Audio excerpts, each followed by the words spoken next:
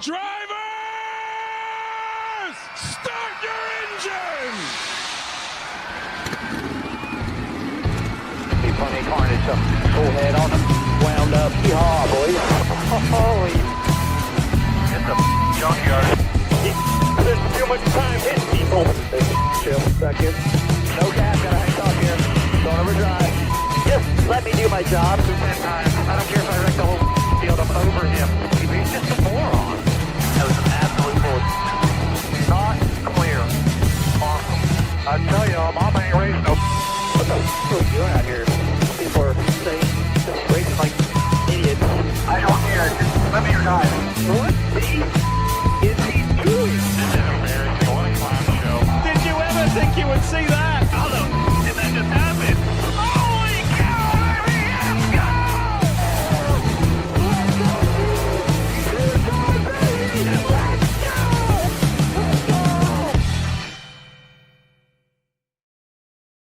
How's it going, everybody? Welcome into NWP tonight here on DannyBTalks. I am Daniel Baldwin, aka Danny B, aka DannyBTalks, and my family knew me as Tater growing up. Fun fact: I don't know if I've ever said that on the show.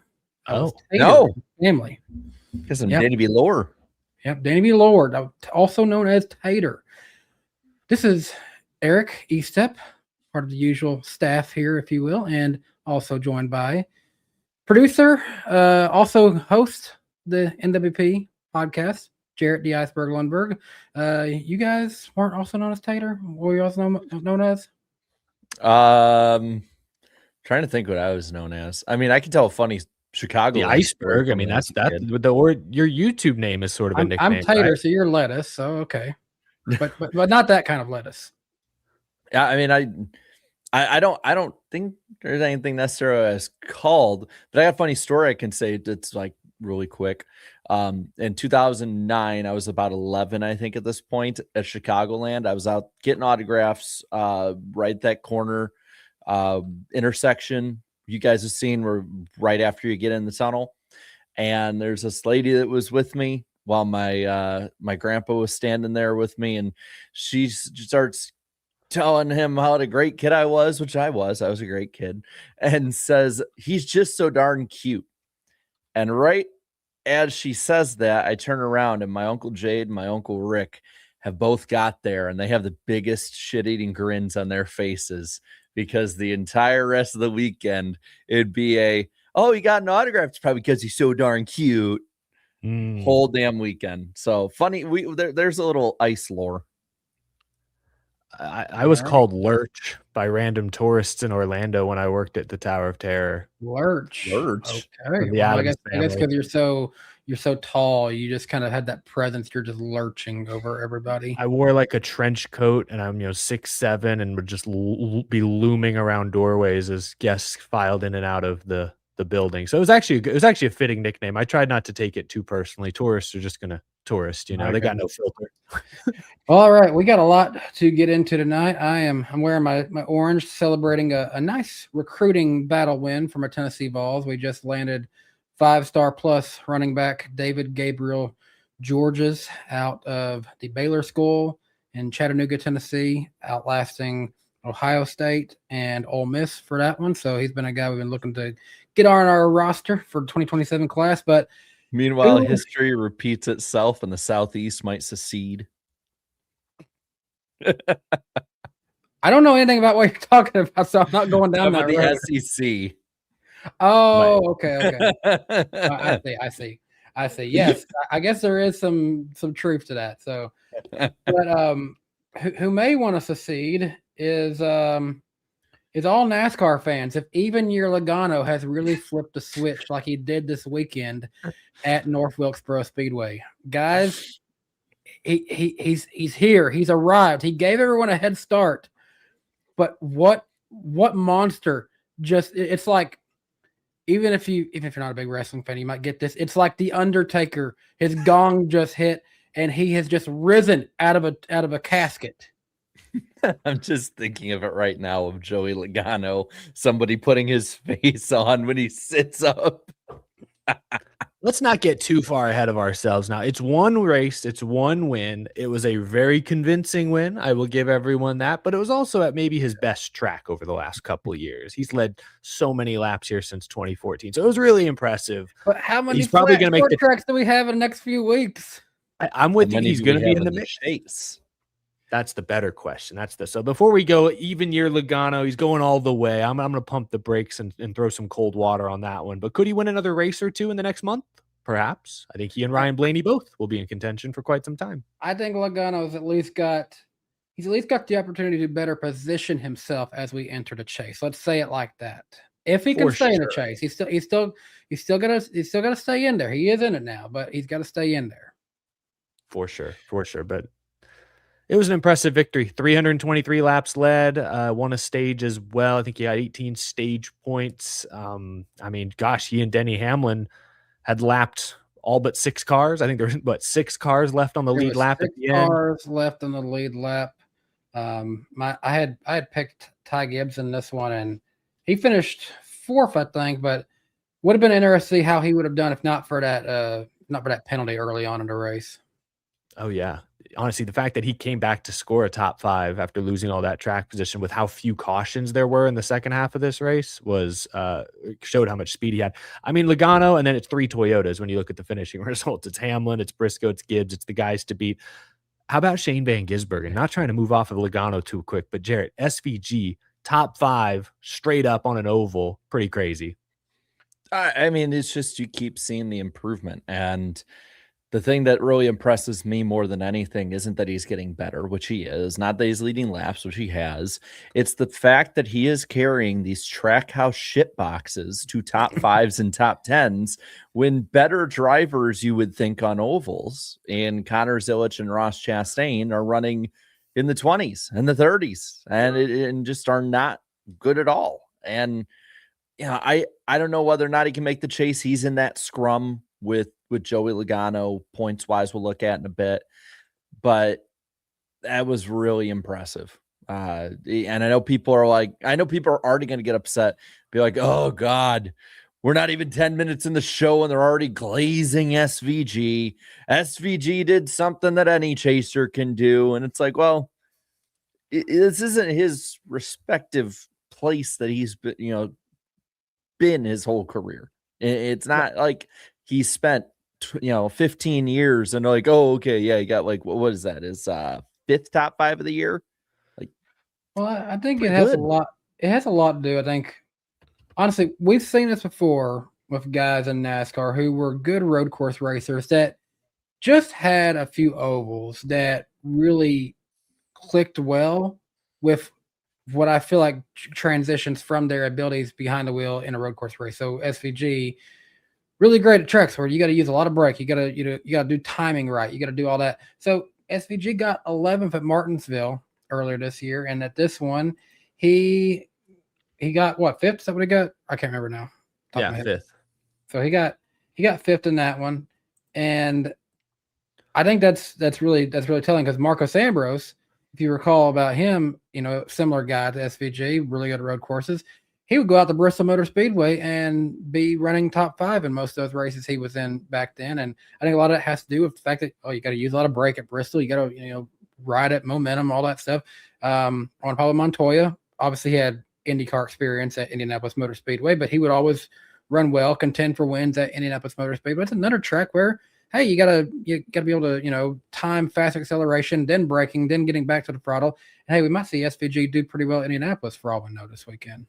Yeah, but I think even to what Jarrett was saying as well, like the reason we're talking about Shane Van Gisbergen is, top 5. Yeah, you expect a guy in the chase to rattle off a top 5 here and there. But when you contextualize how bad his teammates have been, his teammates are both outside the top 20 in points. I mean, Ross Chastain's team couldn't get his car through inspection on Saturday. Like the rest of Trackhouse, Justin Marks even said it himself this week. The rest of Trackhouse is not going great. But Shane Van Gisbergen, Steven Doran in the 97 car, more often than not, are rising above. I think all 3 of us would agree that if coming into this year, we had known Trackhouse was going to be so far off, but there's one guy who on all track types is consistently elevating. I think all three of us, probably everyone in the chat, maybe not everyone, most people in the chat would have said Ross Chastain, right? That's all he's ever done. He's always exceeded expectations. He drug a JD Motorsports car into the O'Reilly Series playoffs some number of years ago. But it's not been Ross Chastain. It's been Shane Van Gisbergen. So that's why it's noteworthy. And of course, he's on that chase bubble. So every point matters. But I didn't mean to get off Joey Logano too fast here. I don't know what else there is to say, really. He's keeping me in check here on stream, as you can see. Bazooka Joe. He's ready to go. But I mean, gosh. So I guess the question, though, is, and maybe this is a good question for the chat as well. Like Danny mentioned, there's all those flat ovals, short tracks coming up in the next few weeks. Like, does Joey get another win or two before the chase? Is he going to make the chase? Because now he's in by a decent margin. Last week, I put it on the record. I said Joe Log is going to make the chase. I feel pretty good about that prediction. How about you guys? I want to say I had if not a prediction, I had said something similar. But I think he makes the chase. I think that he's a good enough driver that he can maintain that points gap, even if he's not the greatest. Good tracks for him. Does he win again? I'm not sure about that just yet, but I feel like before this week, a lot of people, have definitely bitten into the Mickey Logano kind of narrative that Joey Logano is some 15th place driver his whole career and he's not all that good. And I think we needed to see Joey Logano go out for once, have the best car and just completely dominate, because we've seen others with the best car who haven't dominated like that. He is still, arguably a top 25 NASCAR Cup Series driver ever. Not in like a certain era, not always top 15 right now, like ever. He's really freaking good. And I think he just reminded the world of that all over again. And I think there's some people with a little copium right now that don't understand that. So yeah, I think he'll stay in.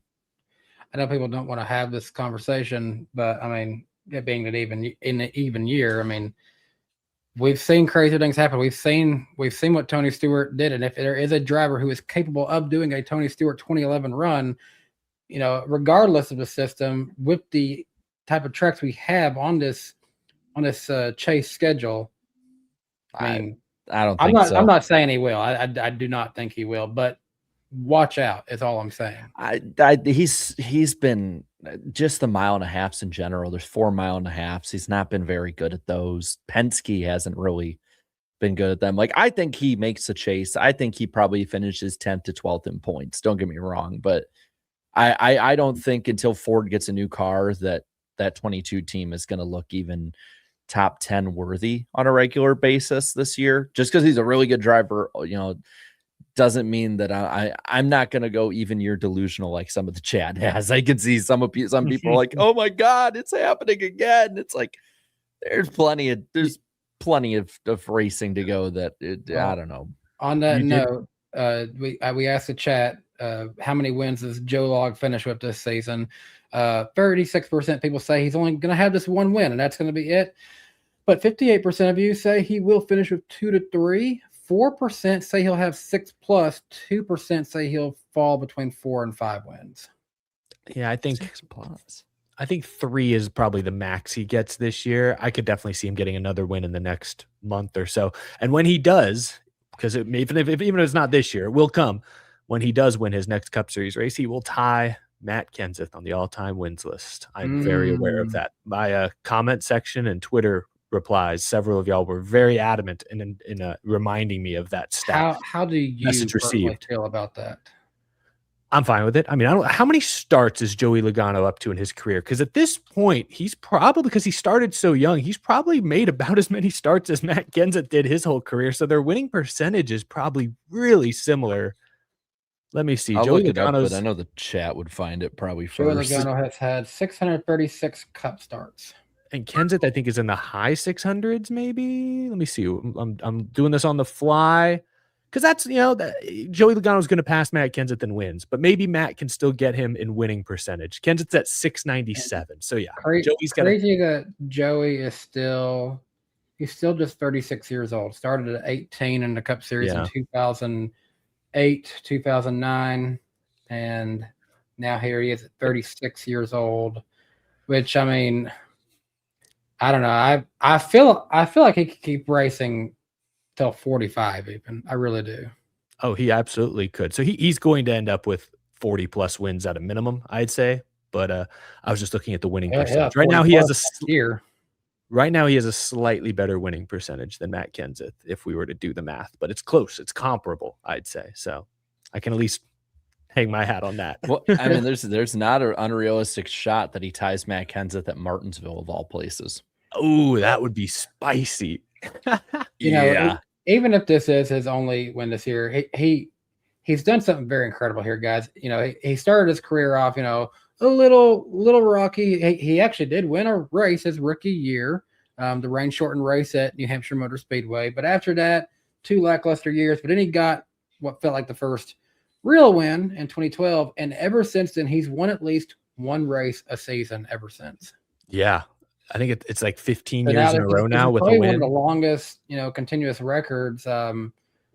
Because even Hamlin had a couple of years in between this time period where he didn't get a win in a season. So even he's broke up a little bit. I mean, what was it? Didn't Kyle Busch get to 20 straight? Kyle Busch got to 20, and I'm talking about. Sadly, I'm talking about active drivers, but you know, yeah. No, I know Kyle getting to 20. Was that the all-time record, or did Petty or someone else? I'm sure Petty had to have had something longer. Let me look it up. Yeah, I forget. Like that. I'd be curious. Can I tell you all a quick story? I made a fool of myself today, or this week, I should say. So I recorded with Joey Logano the other day, our film room breakdown of North Wilkesboro. Joey's great. He's always been really nice to me. He's always fun to talk to. I'm a big Joey fan. And we got on the call with his PR rep, and they pointed out, he's like, oh, look, he's got like the Joey Logano, for our viewing audience, he's got like a Joey helmet in the back. And then this PR rep made a joke like, oh, he must be a fan or something, blah, blah, blah. And Joey's like, oh, no, yeah, whatever. And so I brought up, I'm like, you know, Joey, like we talked before all this, like, do you actually know that have I ever told you that I grew up a Matt Kenseth fan? Have we ever had that conversation? And Joey got really quiet on the Zoom call. I was like, no, I did not know that. And so I said, yep. And I've tried to play it off. I shouldn't have brought this up. That was really awkward of me. But I tried to play it off as like, you know, hey, all people in my comments are always surprised when I say nice things about you. But I'm like, I always say like, look, I didn't like Joey for like 2 weeks when I was in high school. But other than that, I like Joey. He's a good dude, good charity stuff, great family. So he thought that was funny. But I was like, man, I shouldn't have brought it up because he got really, like, I could tell, like, he got very serious when I brought that up. A grave look came across his face. So hopefully Joey doesn't view me differently now that he knows that I actually am was a Matt Kenseth fan as a wee boy. Under Eric's shirt, he actually was wearing his free Matt t-shirt from Texas. I wish I still had my free Matt t-shirt, man. I had one of those, but I don't. It's probably long gone, unfortunately. But by the way, I did verify this. Kyle Busch did have the longest active streak of wins from 2005 to 2023. That says it's listed as 19 seasons. 19, yeah. I was trying to do the math in my head. I was like, was it 19, 20? Very cool. But that math isn't adding up to me because I'm like, those are both odd numbers, 2005 to 2023. That math isn't mathing to me. I don't know. You had to add one of the years in because you include the years, not just what's in between. Okay. Yeah. I did want to ask you about one thing, and I made sure to add it in just now, Danny. That's probably going to go right over you. This. What? Is this real? Yeah, yes. So I brought it up. I said, if somebody makes this on Google Maps, tag me and I'll retweet it. And mad lad did.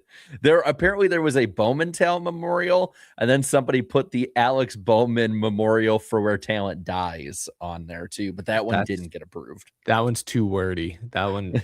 Do I really have to talk about this? Yes, it changed the race. I'm kidding. No, it's getting to the point. I can't defend it. I'm starting to accept the fact that I know he will not be racing in that car in the next 2 years. I don't even know about next year at this point.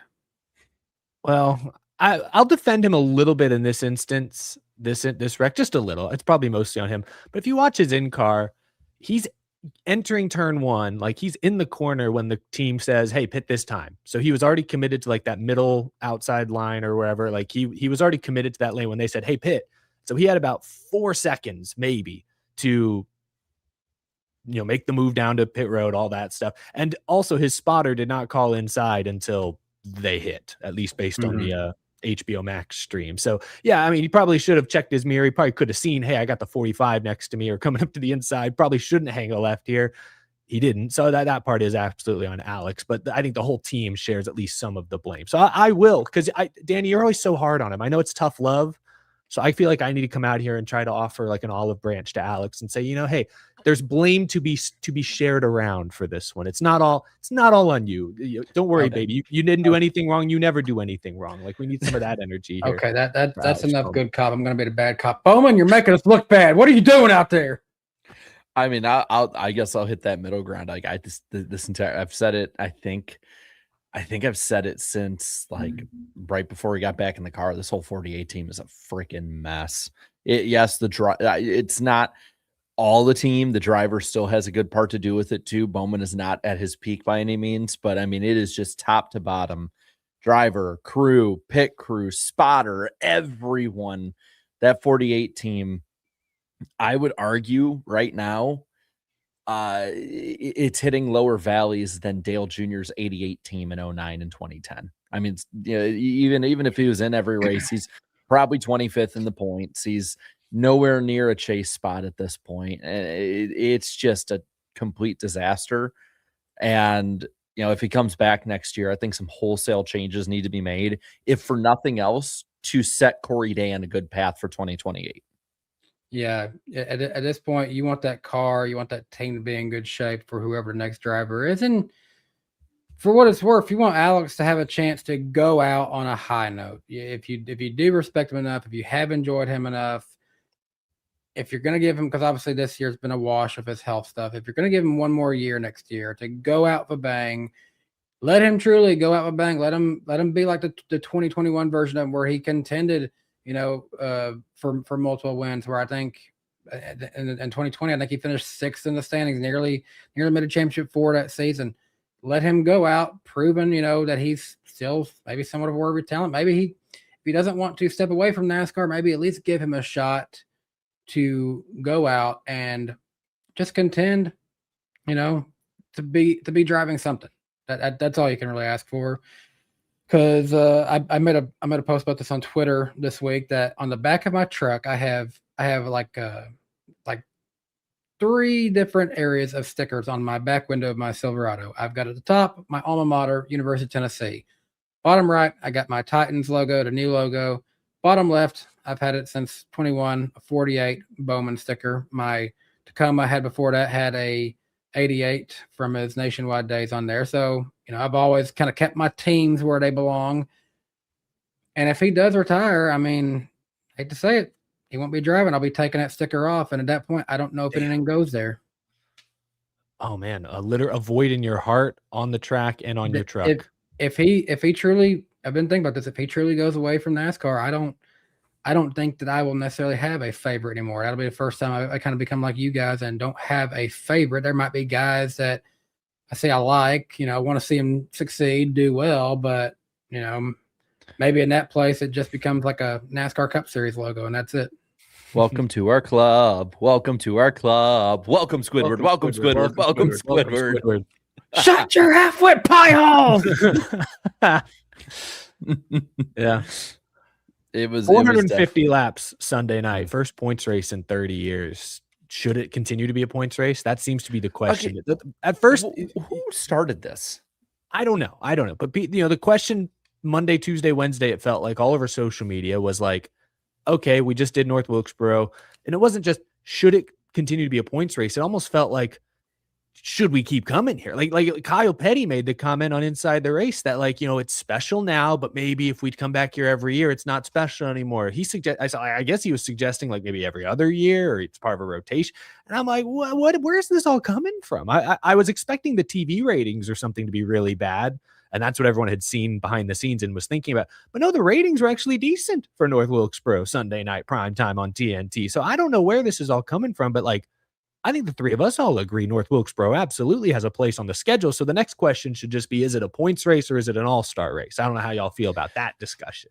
I'm fine. I'm fine with it being a points race. I think it was the most entertained I think I'd ever been watching a race where there were guys 3, 2, and 1 lap down all the way to 6th place. If that makes any sense, it was the most entertained I've ever been watching a race like that. Well, and it I think there's a few different parts too. Like, for one, the whole like, oh well, will it feel special? Like, well, we've had the all-star race there for 3 years. It's sold out all those years. The energy was sky high. I brought up in my video, Eric, the year that me and Slap went together, and yeah, the energy was nuts. And from what I heard from people who were there, it was like that dialed to 11 this year. Yeah, is it going to be like that if it's a points race for the 12th year in a row? No, but I feel like having this, it might be, yeah, it might, but I feel like having this question just proves that at least the talking heads, because it's not just Kyle Petty, there's a good amount of people. I think they're even talking about it a bit on the teardown, that we as an industry might not have fully learned our damn lesson yet after 30 freaking years of, hey, maybe we shouldn't leave our diehards that got us there in the dust. Maybe we should have a race there because it belongs there, because NASCAR's done a great job at balancing out the schedule. And this is the ultimate for what a Chicago street race is on one side, North Wilkesboro is on the other side. So I think it's asinine having this conversation, just because it was there for what, almost 50 years the first go round. Mm-hmm. It was unceremoniously dumped for markets that one is still around succeeding, but New Hampshire isn't exactly doing the hottest that took its date back in the day. So I don't know where this conversation really started, where the grounds are to start this. Like, oh, was it dominant? Are we that afraid of domination? Yeah, I'm like, it almost felt like it came back to the on-track product. And yeah, like, was this it was maybe a little jarring to go from Atlanta, where everyone's door to door for the lead every lap, and it's, edge of your seat for 3 hours straight. Like, yes, this is jarring to go from Atlanta to this, sure. But I like a healthy dose of both types of races on my NASCAR schedule. When there's 38 weekends a year, I like some long run races where Joey Logano and Denny Hamlin, two of the best short trackers of the last 2 decades, can go cat and mouse, tit for tat for 200 laps. Like, that's good stuff, as much as Atlanta 2 and 3 wide across the line is good stuff. I just feel like it's like this industry believes everything is cyclical, or that everything comes in 3s and 4s. It's like, okay, we did LA for 3 years, then we did the street race for 3 years. Now we're 4 years into Wilkesboro, or, we did 3 years of it as an all-star race. Now it's a point. It's like everyone's a little too quick suddenly to move on to the next big thing. It's like, I get the desire for big standalone events. I think that's what sells in this country. That's what sells on TV nowadays, big one-off events. But you kind of have that with North Wilkesboro, whether it's an all-star or a points race. Like, we're at a point now where most fans are clamoring for one date per track, with a few exceptions. And we're starting to get that wish. That's allowed us to put Gateway on the schedule, Iowa on the schedule, and so on. So it's like, I don't know. Like, I feel like that one night at North Wilkesboro in the middle of the summer, to your point, Jarrett, had a great crowd, was red hot. I don't see why we should be tampering with it. Now, I will say this as well. If they want to move it back to the all-star slot, because we have to have an all-star race, I guess, and the only other options are Dover or New Hampshire, then okay, I'd probably like North Wilkesboro back in that slot. But I'd also be fine with it being a points race. It should be on the schedule. That's my end of story. To add to it too, Marcus Smith and Dale Jr. were having a conversation, and it's a realistic conversation based on how they were talking about it. Maybe not for next year, but maybe a few years down the line, of adding seats to this place. When is the last time we've talked about adding seats to a racetrack? Like, 2005, 6, somewhere in that area. I get it's from 25,000 to maybe 30,000. Maybe they put those temporary grandstands back in the backstretch like they did in 23. But if we're literally talking about bringing more people in, people then backed up what they talked about by showing up on TV, which it's a short track in the middle of the summer. That is usually a recipe for ratings disaster. Agreed. And people buck the trend. And the other part for me, and just, I'll put my own little selfish spin on this, is it baffles me that we're going to Phoenix twice a year. We're going to Las Vegas twice a year, that the Kansas Spring Race will continue going on and limping on with half full grandstands. But 2 tracks that had better ratings than their respective comparisons the year before and sold out crowds in Chicagoland and North Wilkesboro, both realistically could not be in the points paying schedule next year. I don't understand the logic here other than like, hey, maybe we had something big come in. I mean, Chicagoland had better ratings than the street course last year. North Wilkesboro had better ratings than every other TNT race, but last year's Brickyard race. I don't understand the logic here, and I really hope this is just a knee-jerk reaction and that Steve O'Donnell and the brain trust at NASCAR right now take a step back and are like, damn, we could have it a lot worse right now. Like, this is really good. Let's double down for another year or two and keep going from there. Yeah, I think it should be on the schedule for at least the next few years. You know, we can reassess the next TV deal, but it's earned a spot for now. Yeah. I believe so. And just, I don't know, just in general, for the short track package is like, I don't know, like I'd rather add more of something we know works, like another mile and a half or something like that, before we start going into adding more and more short tracks until we figured out. It's getting better, but it's still not where I think we need it to be. I didn't think the race, I mean, maybe you guys agree or disagree. I didn't think the race was like even mediocre. Like, I thought it was good. I mean, we had multiple lanes, people moving up and down through the pack, battles for the lead up front until the best car got out there. And even then it was, I believe, as Joey said, a cat and mouse game. It was the better lap traffic. It was better than it was good. It's better than some have been. This has been, I will say this has been a better year for short tracks with the next gen that we've had in the last few seasons. Bristol was decent. This was decent, even though people were multiple laps down. Again, I kind of looked past it because it was more entertaining than you'd think it would be when you see the final results of everything. It's also worth noting, like, you know, there were 6 cars on the lead lap. That number easily would have been 12, 13, if not for the Bowman caution happening when it did, and trapping that's Chase fair. Elliott and Chris Buescher and William Byron and Christopher Bell. Like there are 4 or 5 top 10 cars that got pinned, not 1 but 2 laps down by that caution, and their race was essentially, because there were no other cautions, basically their race was over. So not to go back to that, but I feel like I didn't even get a really chance to even throw this in there. Yes, it's unfortunate Bowman kind of did what he did, but at the same time, he didn't know that back behind him, Reddick has taken evasive action from, who was it, Gregson or Suarez coming out of the pits? I don't remember who it was. Gregson. Someone. So little bit of a bunch of other factors involved in that one too. Yeah. See, there we go. I didn't want you to keep throwing your guy under the bus, Danny. I'm glad you could be fair. I feel like the racing, going to that point though, it's been overly criticized. Like, this is North Wilkesboro. Going back and watching old Wilkesboro races, I mean, the only difference is they were using multiple lanes. Like, I don't see where everyone's having a problem with it personally, outside of the whiplash of Atlanta.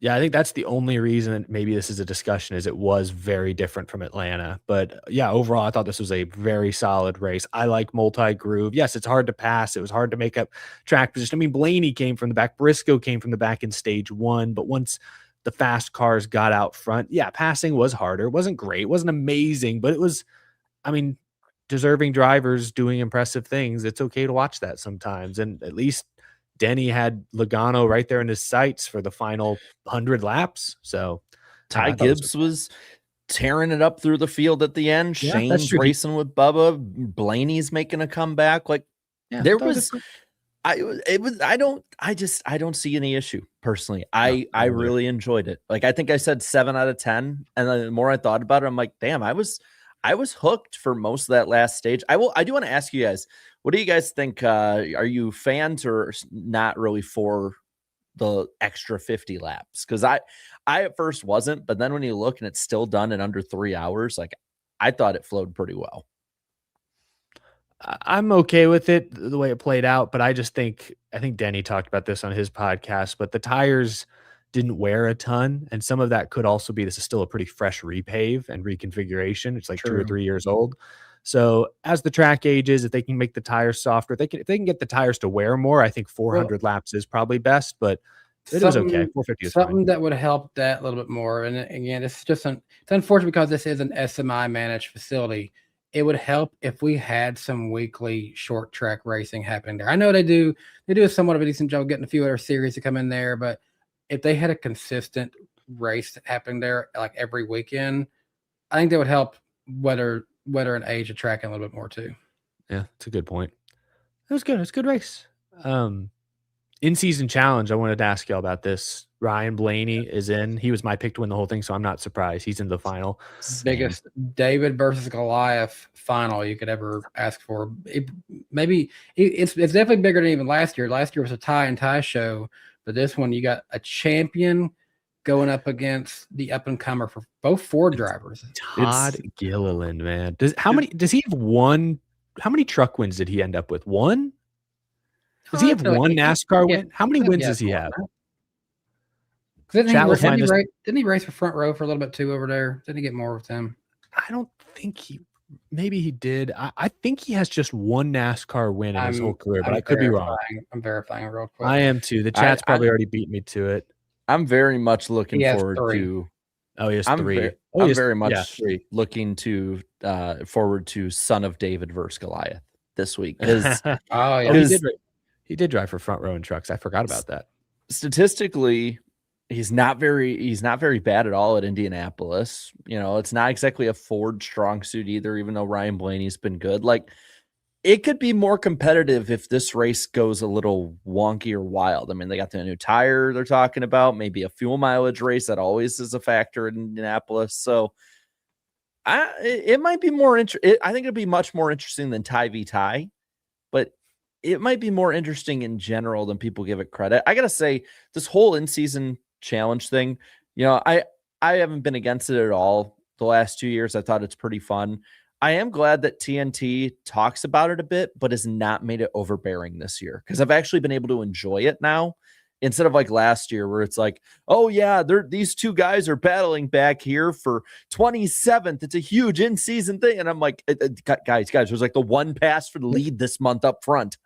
Didn't they used to have on the leaderboard, like all the different colors matched each other's matchup? That was a little, especially that first and second race last year when there were a lot of cars still in the tournament. That was kind of just hard to look at, I feel. So I agree. I think their coverage of it, they got Mamba out there like a few times a race doing a little mid-race check-in. I think that's a good way to do it. But yeah, I think Todd Gilliland, he's absolutely got a shot this weekend. Like, Ryan Blaney's the easy favorite. Blaney could win the race. He's got great numbers at Indy since they've come back to the oval. But am I mistaken when I say that Todd Gilliland has finished 6th in both Brickyard 400 races? Is that an accurate stat? Yeah, gosh. I think he's got 2 top 10s. Something like that. I'm going to confirm, but that's it's going to be a strategy race. So like, 2 tires, hold on to track position. He didn't fit. No, okay, he has a 4th. What am I looking at? No, this is the road course. Hold on. Where am I looking at? I want to make sure I get this right. Because I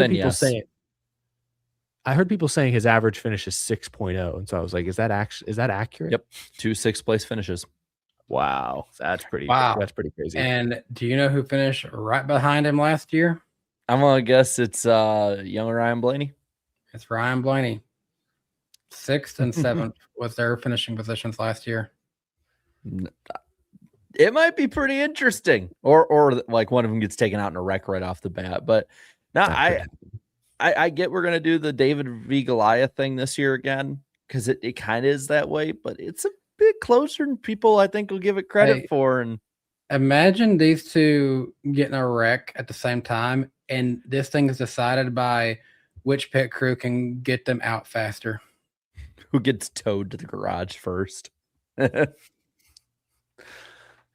Dang. It'll be fun. It'll be interesting. Oh, yeah. You want to look at the points real quick? Yes. Denny Hamlin, Tyler Reddick, Ryan Blaney, of course, the top 3 locked in. Ty Gibbs got to be getting close to that point, I'd say. He's not too terribly far off. He's 134 back from the leader, Denny Hamlin, right now. And then there's Chase Elliott, Larson, Hocevar, Briscoe, Busher, Bell, Suarez, Byron, all in this kind of 200 back club with one another. Christopher Bell was one of the big disappointments this weekend, man. Like, I thought he was going to be really good. He won the All-Star race last year, and then instead, I mean, I know they had brake issues. He got into Josh Berry, got trapped by that caution. Like, he just had a rough night. got to remember Christopher David Bailey's only 4 years old. So, I mean, I guess we'll cut him some slack. He's pretty young. I'm surprised they even let him out there, frankly. But yeah, he's back to 10th in points. So that was disappointment. Looking at there is, I don't think it's necessarily the favorite thing to happen, but there is a realistic shot that Carson Hocevar is the 5 seed entering the chase this year. He's, I think, 36 behind Elliott. The 77 team has been pretty fast everywhere they go. Now I noticed this weekend was a total anti-Hocevar kind of cup race in the sense that he needed to save his stuff, and there was no way in hell he was going to do that. Like at the end of each run, he's like, the wheels are falling off of it. It's like, yeah, Carson, you can't run 100% the whole damn time at North Wilkesboro. But I mean, that whole group from like 5th on back, I feel like what stands out to me is there's one guy that is in no man's land, and that is Ty Gibbs, because he's closing in on those top 3, but he also could fall back to that 5th through 12th range. And I feel like this weekend's going to be pivotal for him and that team to figure out, like, are they for real a championship contender like those top 3, or are they fringe like Chase Elliott and Kyle Larson and so on? I think you got to take him pretty seriously. I mean, I do think he's closer to the Elliott, Larson, Hocevar, Briscoe class than he is the Hamlin, Reddick, Blaney class. But some of that may just be, an experience bias. Like if he was 32 years old, maybe I'd say otherwise. But because he's so young, because this guy, he missed the playoffs last year. I know it was a slightly different format, but he missed the playoffs last year, had some woeful stretches a season ago. So we've not seen this kind of consistency from Ty Gibbs in his Cup Series career. But gosh, he's top 5, top 10. Even when, like, that's the thing about this last weekend, even when he made a mistake and they could have unraveled, he lost a lap in that whole sequence. They still stuck with it and finished 4th, got a great points day out of it. So I think Ty, you called it no man's land. I know what you mean, but I also say he's in a great spot because, I mean, if he goes into the chase as the 4 seed, I think he'd take that. I think coming into the year, especially, he would absolutely take that. How about Reddick? Well, do we think? I mean, he's fallen now right there. I mean, it's not dead even, but it's close enough with 5 races to go with Blaney. I think they got a few more good races in them yet. I don't think they're quite out of it just yet. They're in free fall right now.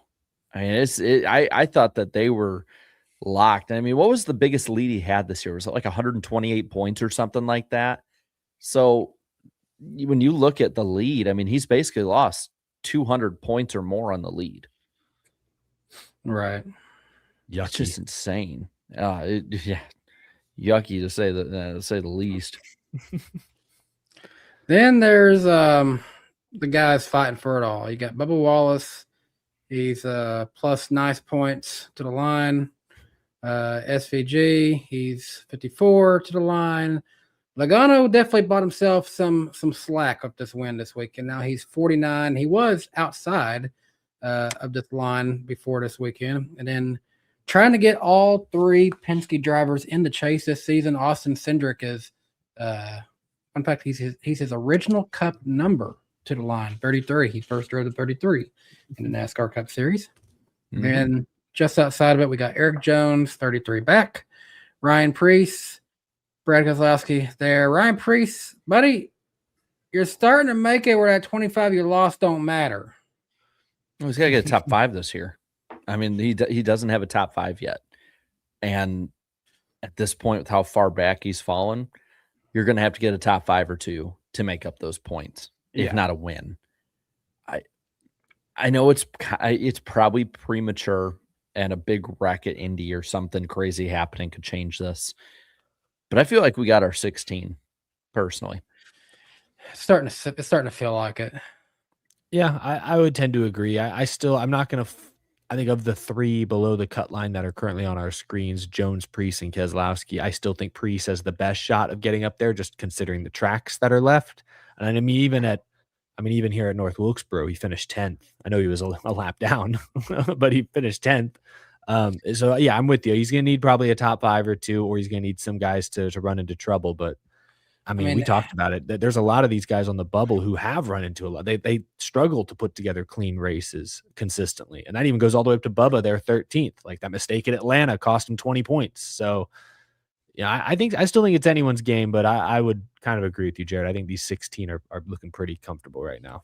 And I guess if Eric Jones can clean things up a little bit, I mean, he might be put himself in a position where we've seen him win the Daytona summer race before. You know, if he could pull it off again, you know, maybe he puts himself in a situation where, hey, we may not be winning your end, but that might be winning your end in that case, you know?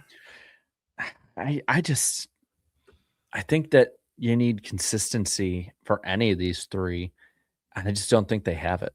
I think Jones has the highest high of any of them at this point. He's got the best shot. We can say that. Well, yeah, I mean, he's closest, but I mean, the team has actually run top 5 recently and has actually turned on performance recently.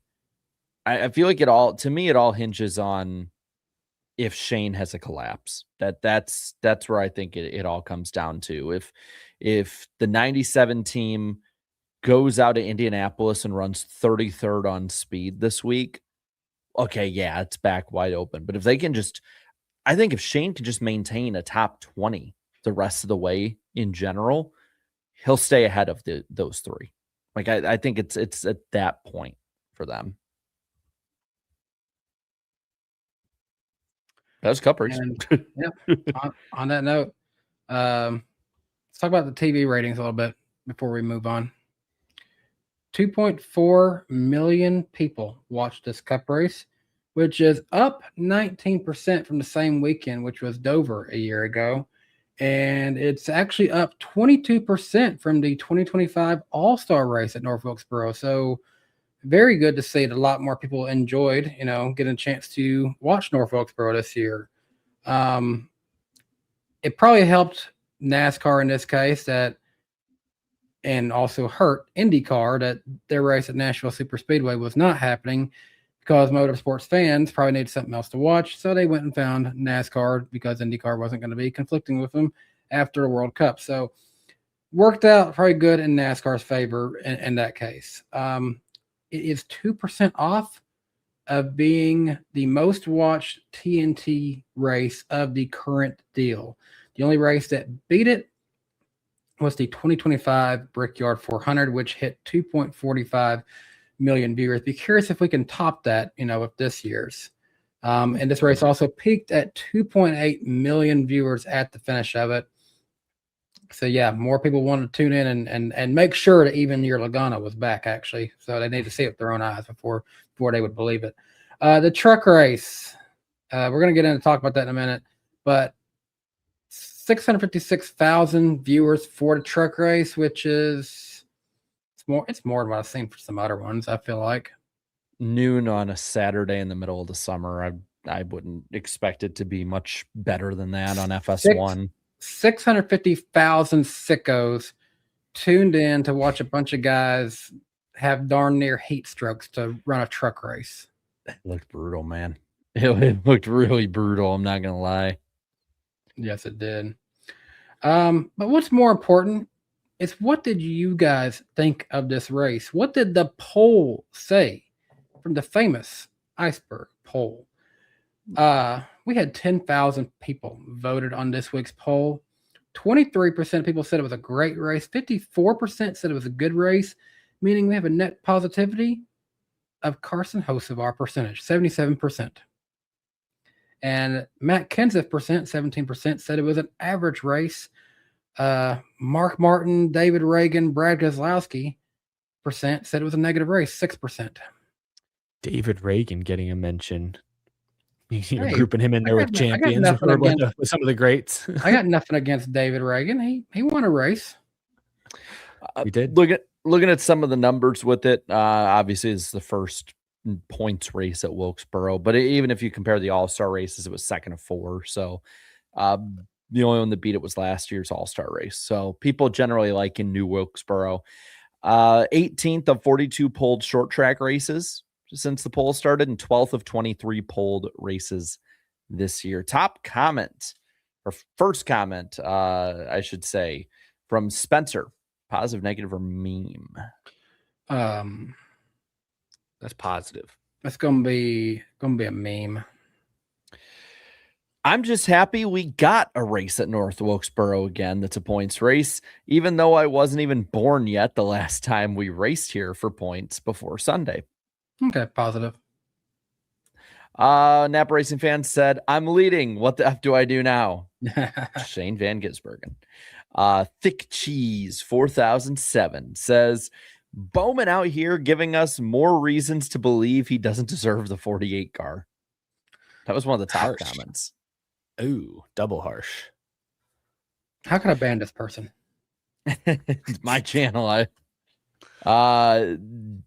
Devin said, we need a couple of old school long short track races on the calendar. It may not be exciting, but it was a perfect classic NASCAR race. Mitch says even your Logano has entered the chat. And then B. DeLuca says this was Logano's first bald win. You're right. He had his first my name bald win.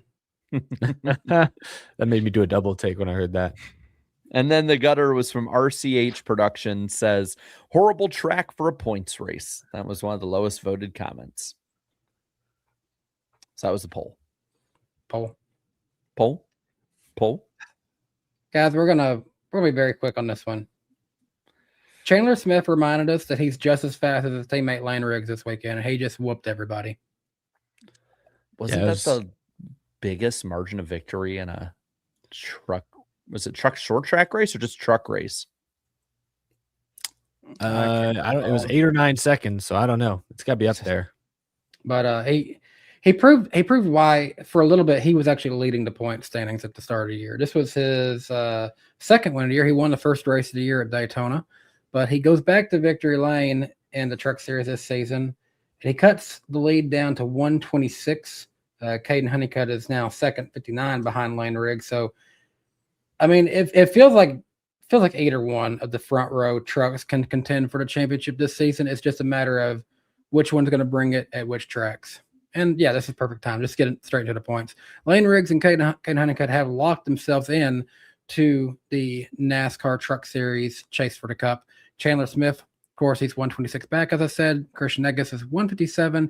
Gio Ruggiero is 173. Guys, how are we feeling? The top 3 we see are those the likely guys we see running for the championship, or do we think someone maybe can get it going when the chase resets here? I still think it's top 2.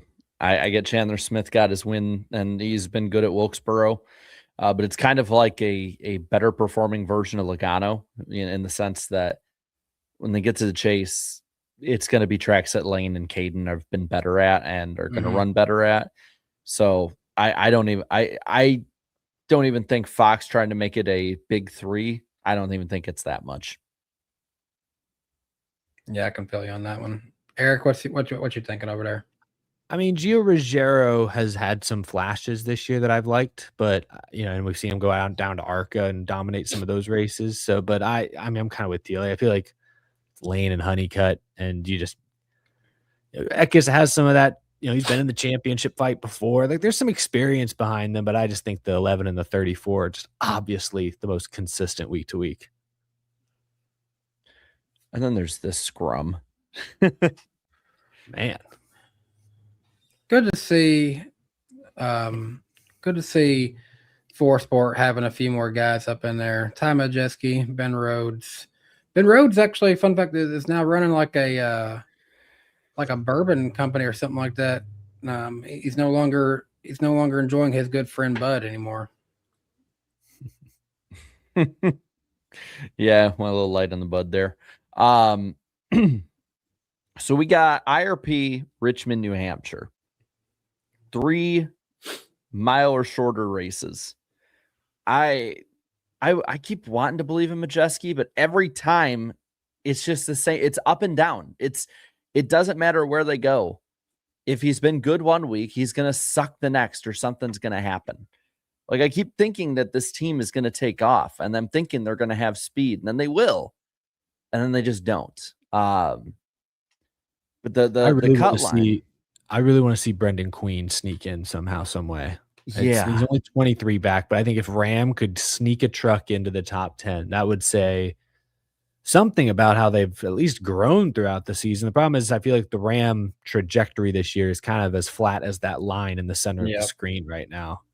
Well, I could see wildness happening in like IRP for sure, and maybe late race restarts in New Hampshire. But Richmond trucks, unless you have a crash with like 20 to go, it just feels like that's going to be one that just runs all the way out with a 100-lap run to the finish or something.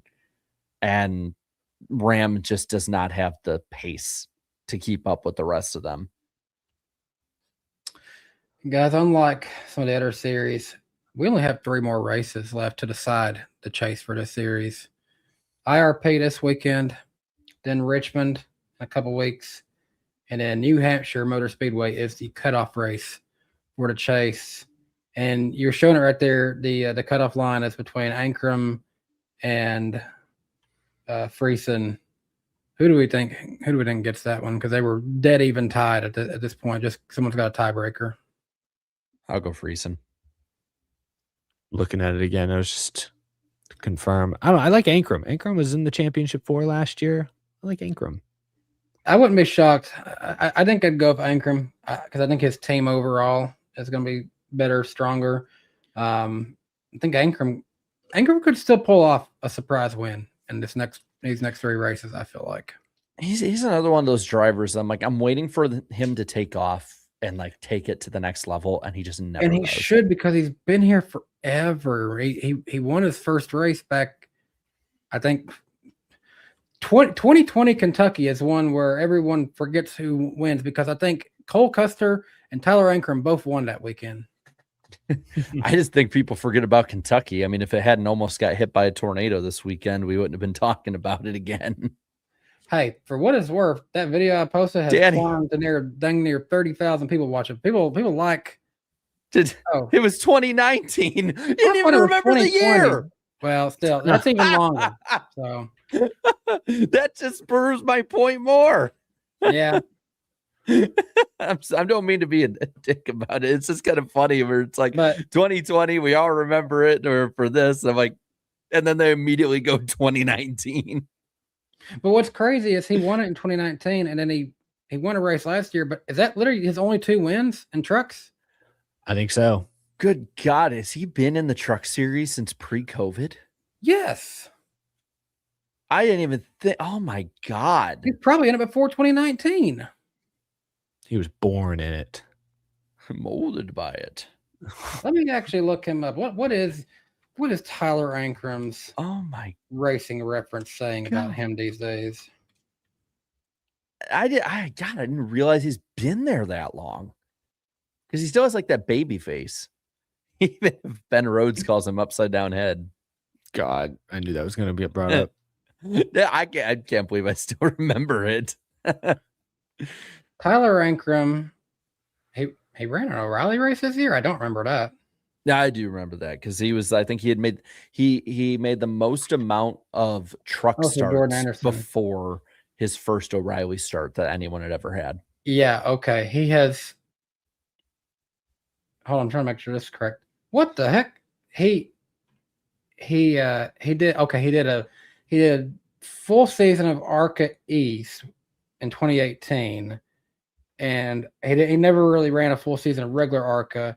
And then 2018 he ran 2 truck series races, and then he's been running trucks ever since 2019. Damn, I didn't even realize this. It's 25 still? Yeah. God, he's younger than us. Are you feeling the Launa? Feeling the AARP. He's 25 and has been in trucks for 9 years. Wow.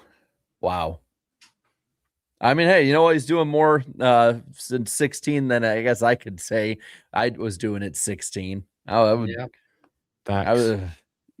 But no, we'll see. I mean, I'm happy we get at least. This is, I think, our last triple header weekend, I want to say, until the chase for any series. Yeah. So I'm going to enjoy it. even though I think that the O'Reilly series should be at IRP too, but that's just me. That's what it used to be back in the day. Oh man, Danny, we're getting super chats. We might have to jump into that super chat stage break. Yeah, we are. Let's get straight into it. Let's go back here to the top where we started off. Appreciate everyone for who supports. You don't ever have to, but we do appreciate everyone who does. We don't take that support lightly, nor do we take it for granted. We appreciate everybody. Jeffrey King kicking us off of a few. I have taken Elliott's season and broke it in half. Races 1 through 11, races 12 through 21, and it's staggering. Yeah, he was a different animal at the start of the year, I feel like. The sloth nerd, Hank Hill, would kick Ty Gibbs and Cody Ware's. I'm going to say it just because it's the way Hank Hill would say, he'll kick your ass for silver spoon-fed Nepo babies. Remember why he and the guys hate Jeff Gordon. Oh, yeah, that's true. I remember that. Dang it, Bobby. That boy ain't right. This rope sure is soft and pretty. I've seen it when we were unloading the cars.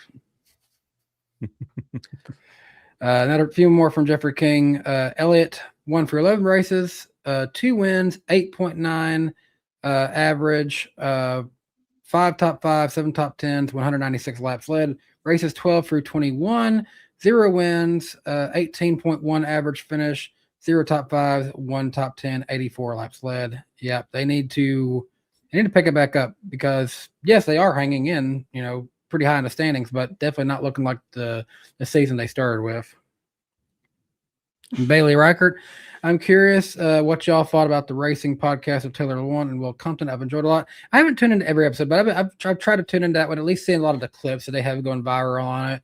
I definitely like that those guys have seemed like they've stepped all in. I think they were actually they actually went to, I think, Hendrick Motorsports and did a sit-down interview with Jeff Gordon recently and Jimmy Johnson. So pretty cool. They were able to get some stuff out there with them, and they made it out to the Nashville Super Speedway race because I think their studio is based here in Nashville. So it's nice to see them getting out and doing that. The best bits are when they get multiple drivers at once, when they get like Blaney and Bubba sitting together, when they get Zane and Herbst. Like they're that doing really good at getting viral moments. Yeah. And they like to ask a lot of eyes on the sport. And they like to ask every driver what they think of Carson Hocevar. I'm not 80% of the clips I've seen of that show are, so what do you think about Carson Hocevar? Speaking of which, I hate to interrupt this. We started a show off with the last week with the I just died in your arms, and then basically after that show, hard launched, I guess, with the girl from TikTok. I don't know. She keeps saying they're just friends. I mean, like, that's not just friends. I'm too much of a dude to follow it too much other than it pops up in my timeline, and I think I send you guys a link, and I'm like, hey, I guess they're a thing now. I didn't know until that video went out. That was like kind of just explored her TikTok for a little bit. I guess she uses that song like almost every TikTok, so that's kind of why that song was really. We're at 3 minutes. I know. I'm sorry.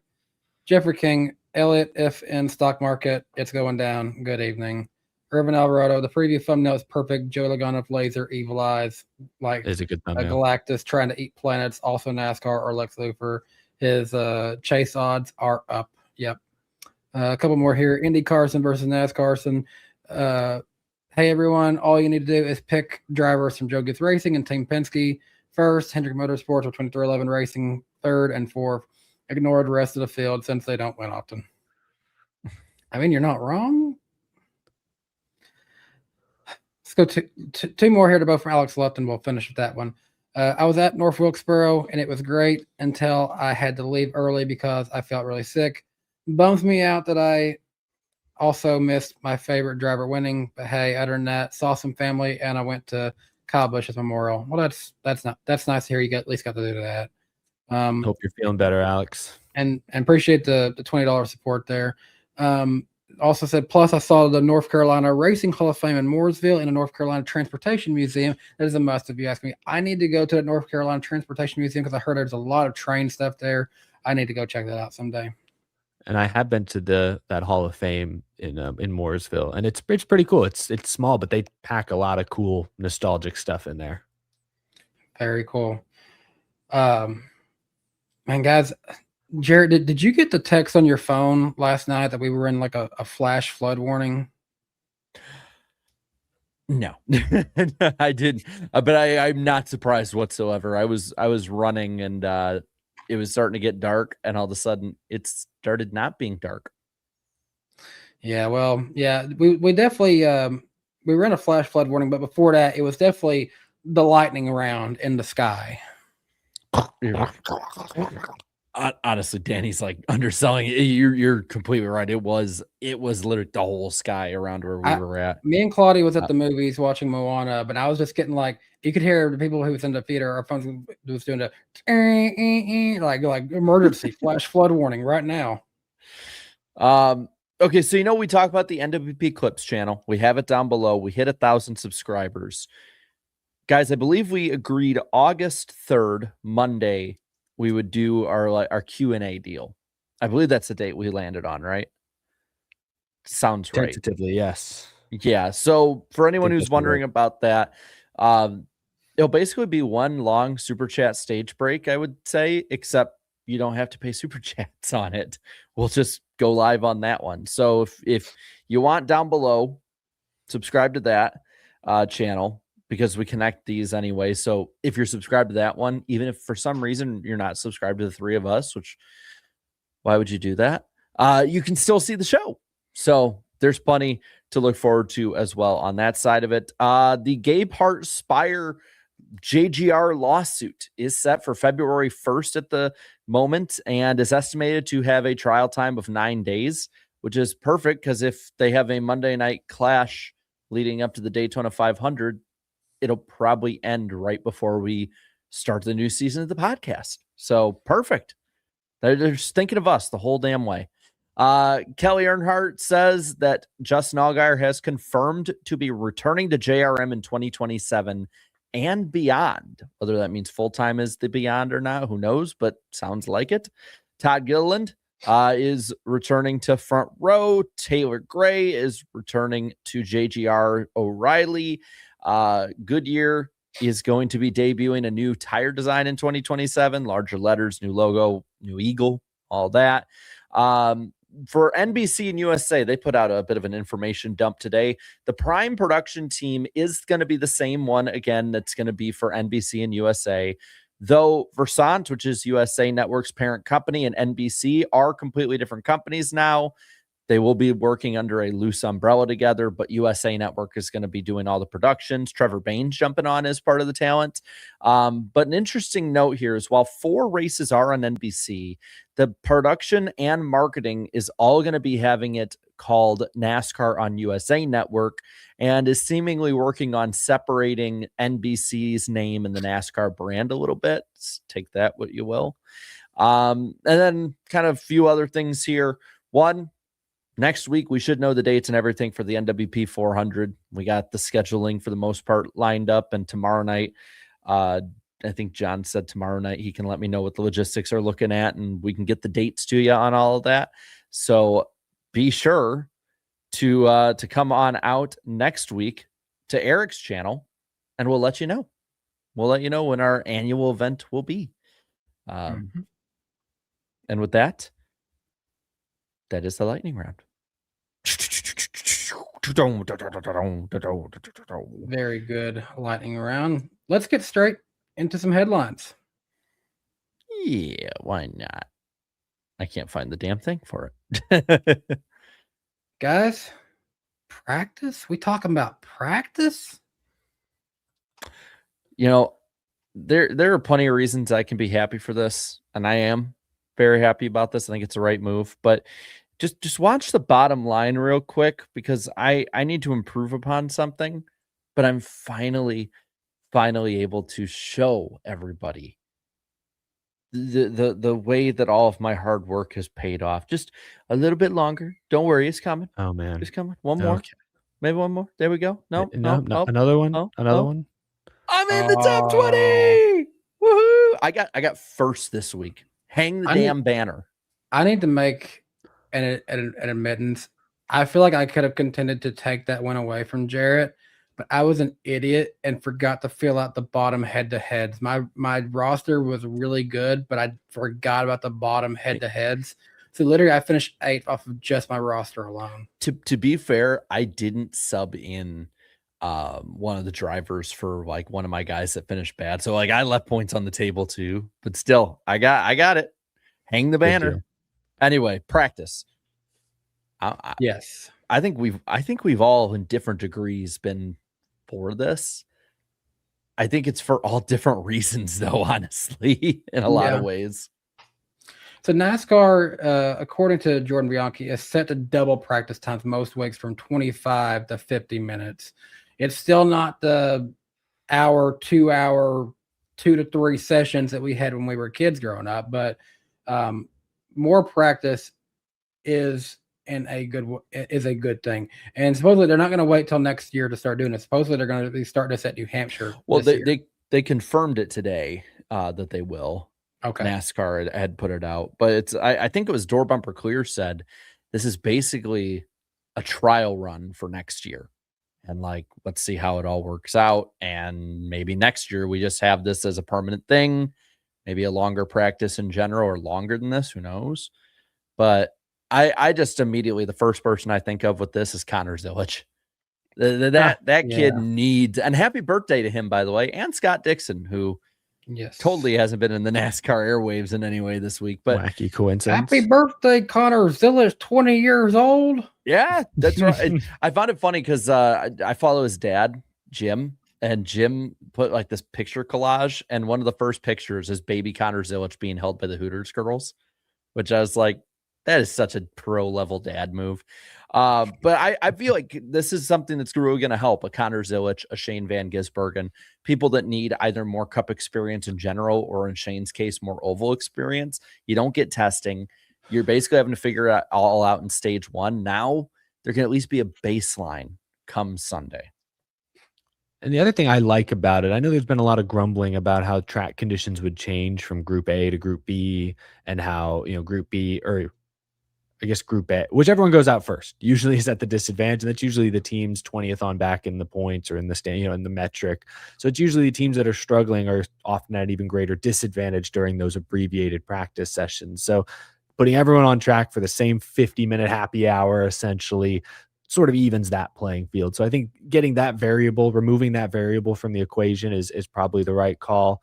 So I'm for this in general. I feel like I've been on this for a while, where it's like 1 hour of practice, a full complete practice is what I'd like to see. I don't think we need 2-3 hours of practice. I do think there gets to be a point where teams can hone in their equipment too well that it actually does hurt the racing product when we go out there and drop the green flag. If everyone's got their cars 90% dialed in at the start of the race, may not see as many comers and goers, may not see as much excitement during the race itself. So I think there is a sweet spot there.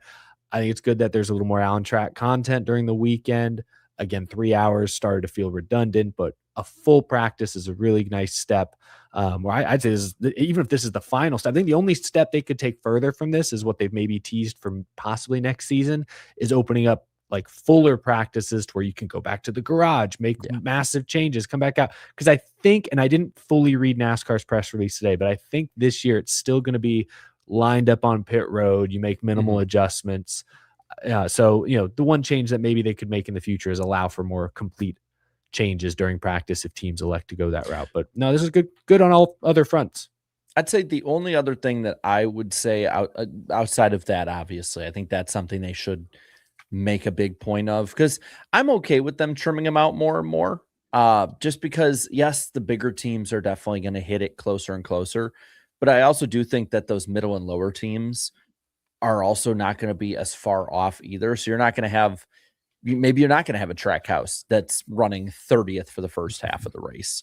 But I think the other thing, that the big thing they could actually really do is maybe for Speed Week and maybe crown jewels like, the 600, Southern 500, and Brickyard at least. Maybe you do add a second practice just so you can get the storylines built up. that was a big thing with the Indy 500 is they have all these practice sessions, all this track time. And through the month of May, it really builds up a storyline. You'd obviously abbreviate it for some of those, but especially speed weeks. Like, if the big rumor that Chris Myers keeps pushing out there is that we're going to have the Clash on Monday night and we have qualifying on Wednesday, there's no point of leaving a dead day there of Tuesday and just having all your practice be on Wednesday and whatever. Let's add practice to it. Let's get that track time. Like, let's build up the event. It doesn't have to be exactly where it was before. We don't have to spend 11 days constantly on track, but let's build up the event. I think that's a big push I hope that they really make. They got preseason Thunder coming back too. You're going to probably have a new package. That's the thing. If they have a new aero package for sure, an extra couple practice sessions at Daytona would be nice. So yeah, it's just good to see, sort of some pre-COVID stuff come back post-COVID. They're moving in the right direction. The Steve O'Donnell era is doing pretty good so far. Guys, do you know who might appreciate more practice next year? Besides Connor Zilic? Lane Riggs. Rookie? Lane Riggs, who may be going up to the Cup Series next year. Yeah, the front row situation has become interesting because I felt like, and I talked about this on my show today, I felt like over the past few weeks between Noah Gregson's on-track performance, his off-track comments, then the comments from Lane where he said on Sirius last week that it is possible he goes Cup racing next year. All of that happening, all that momentum seemed to point to Noah being out of the 4, maybe looking elsewhere. Only for GM Jerry Freese, Front Row Motorsports general manager, comes out today and says, oh no, we want Noah and we hope to have a deal done here in the next few weeks. Whoa. Okay. So yeah, I don't know what that means for Lane. That makes it sound like, okay, probably no Cup racing for Lane. If they sign Gregson, extend Gregson, then their Cups team is set. So someone would have to poach Lane Riggs. And I don't know if there's another Cup team out there ready to do that, but I'll say this about Lane. I think he's good. Could he go to O'Reilly like a Junior Motorsports or anything like that? Very possible. I was going to say about Lane, I think he's a very good race car driver. I in some ways think unless Junior Motorsports calls on him, but if he doesn't have funding, I don't know if that's going to happen. I don't know how much money Lane Riggs has behind him. But if the option is, hey, just wait another year or so in trucks, that may not be a bad option because come 2028, who knows? Maybe Noah's on a 1-year prove it deal. Maybe Zane gets poached by a bigger team. That's been kind of common at Front Row. They lose Blake Harris to Hendrick. They lose Michael McDowell to Spire.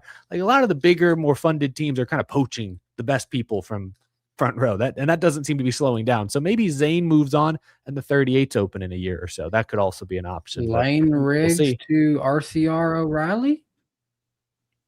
Maybe. I know they got what's his name that's in ARCA right now. Carson Brown. And then there's rumors of others. I mean, could Zane be poached a year early? Either. Because I feel like for Lane Riggs, he's a good enough prospect. I think he's not to the level just yet, but I think he's pretty much hit where Corey Heim was, where I think you're too good for trucks.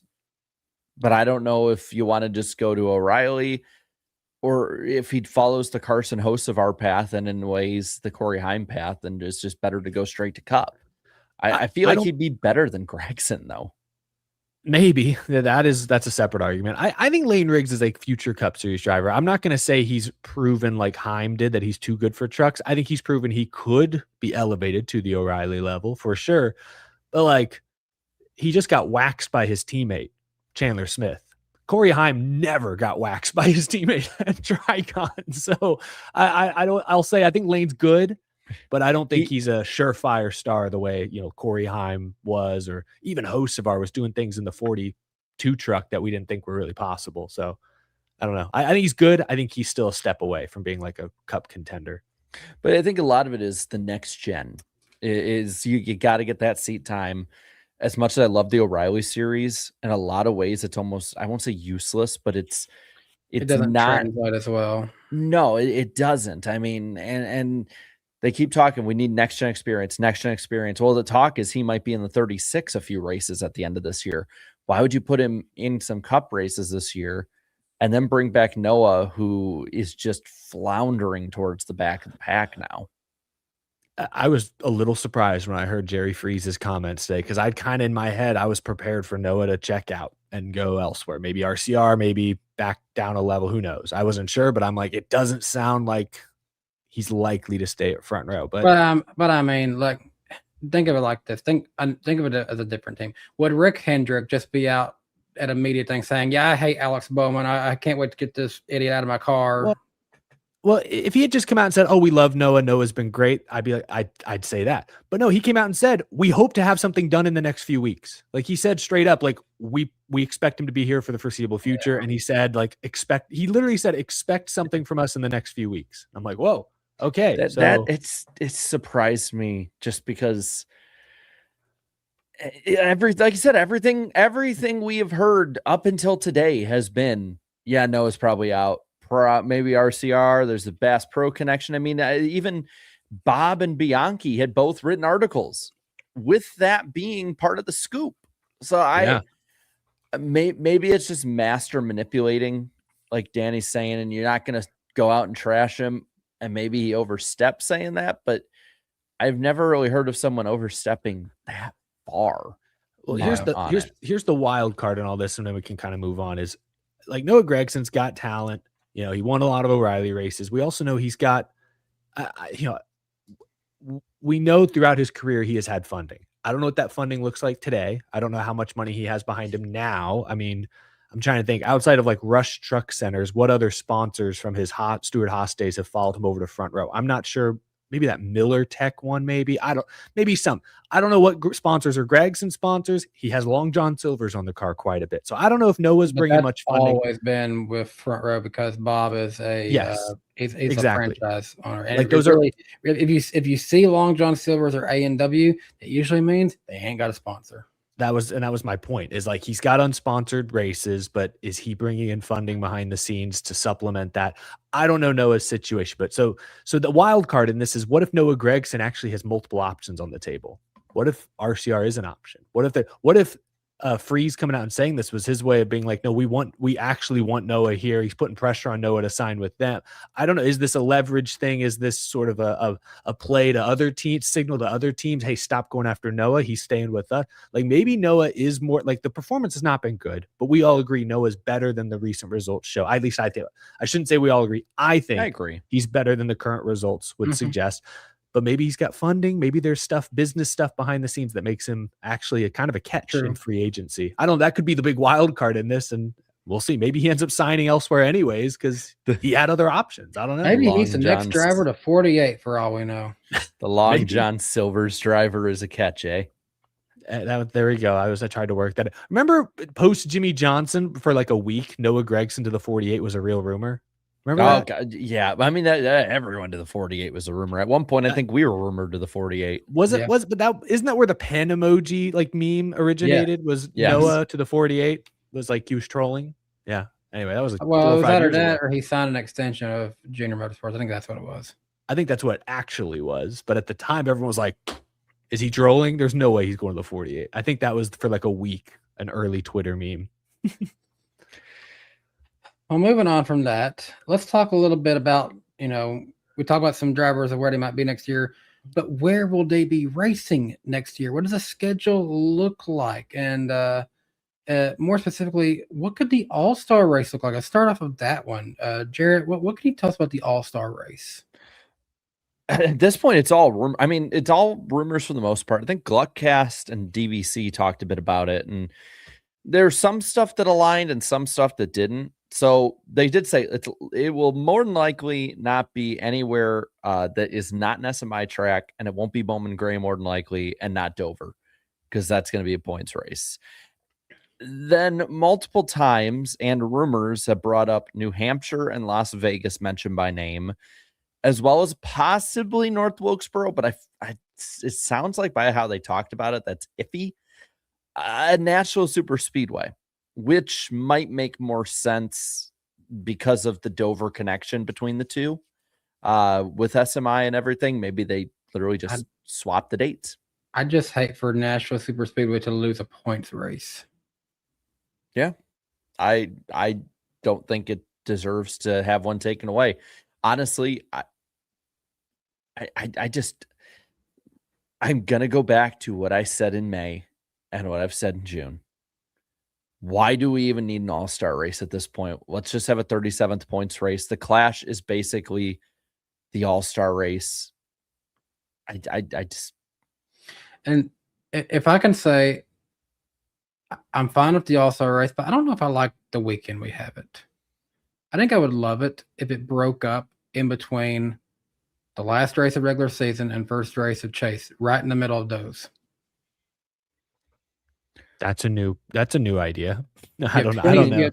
You get, well, because obviously you get into the all-star race by either being in last year's Chase, winning a race between the last all-star race to the next all-star race. So, hey, that gives you all last year to Chase, and then 26 races in the regular season to qualify in for the all-star race.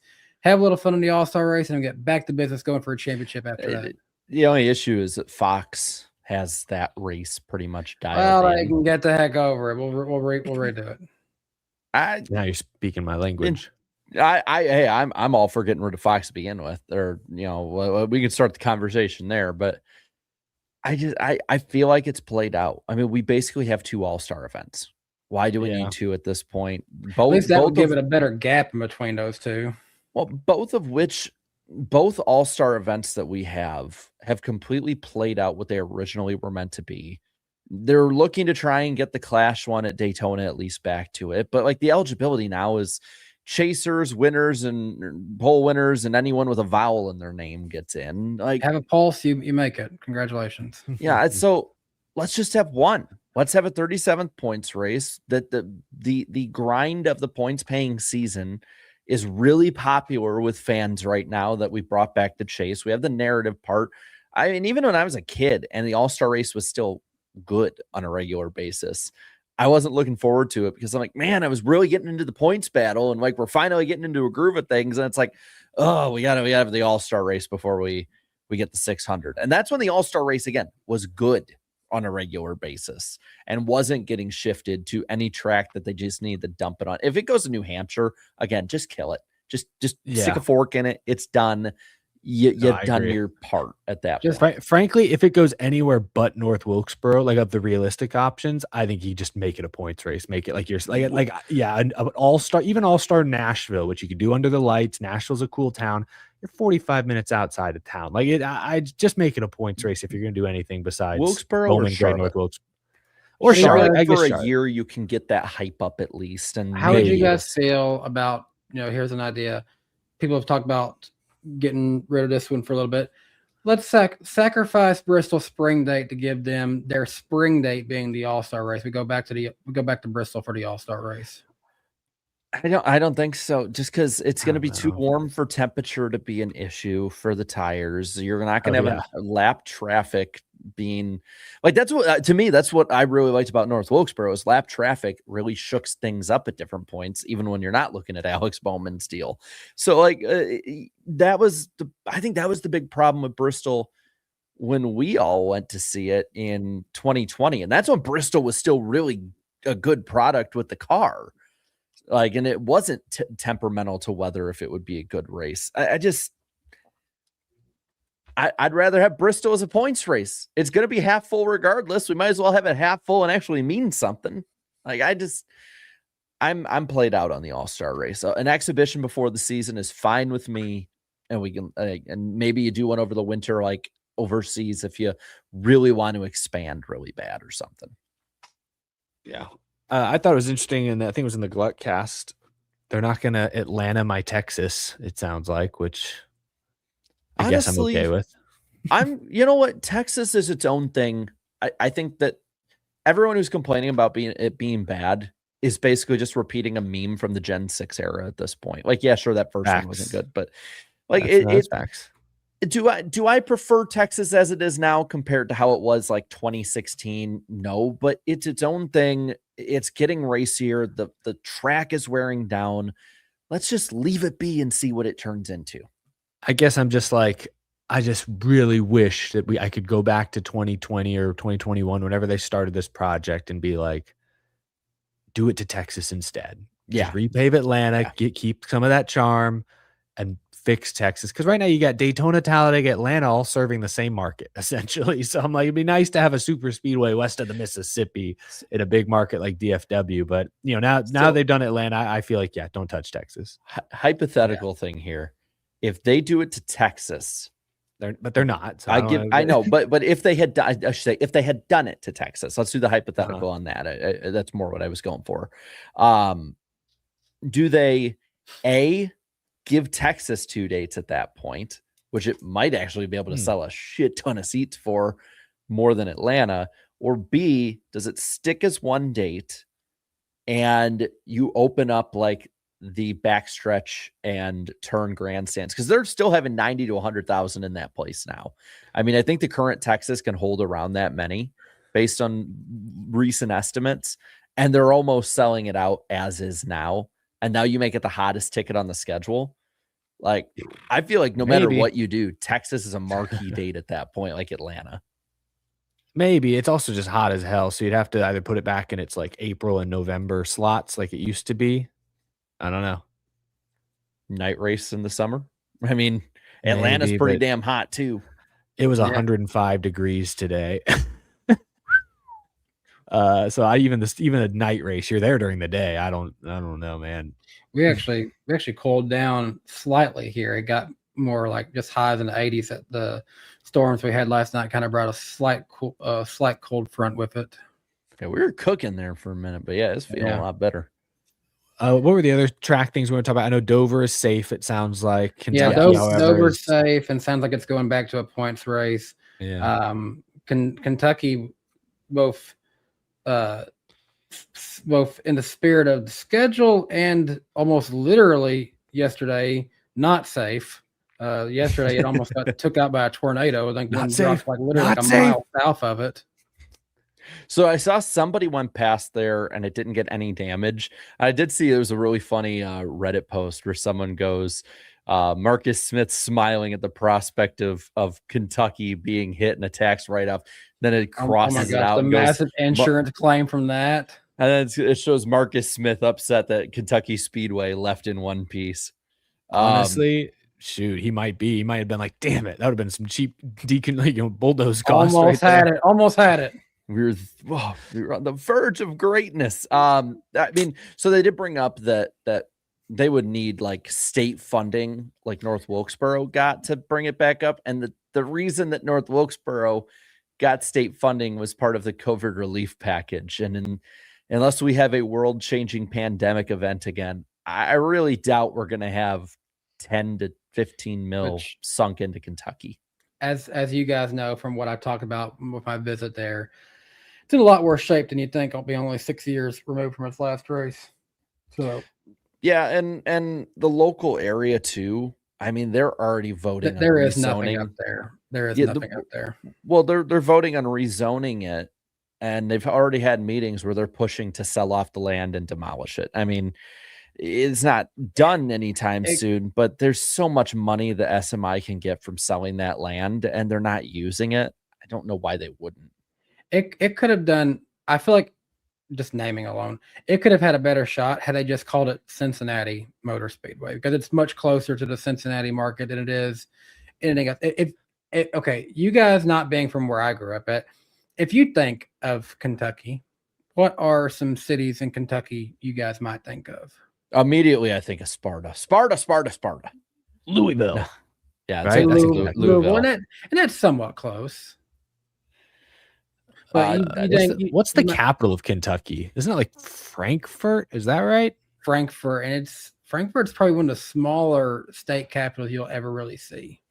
Bowling Green, I guess maybe I think of. Bowling Green's a good one. Lexington, where the Kentucky Wildcats are. Last time I was there, I stopped in that small town near Nashville called Owensboro, I think. I had lunch there on the way to Santa Claus, Indiana.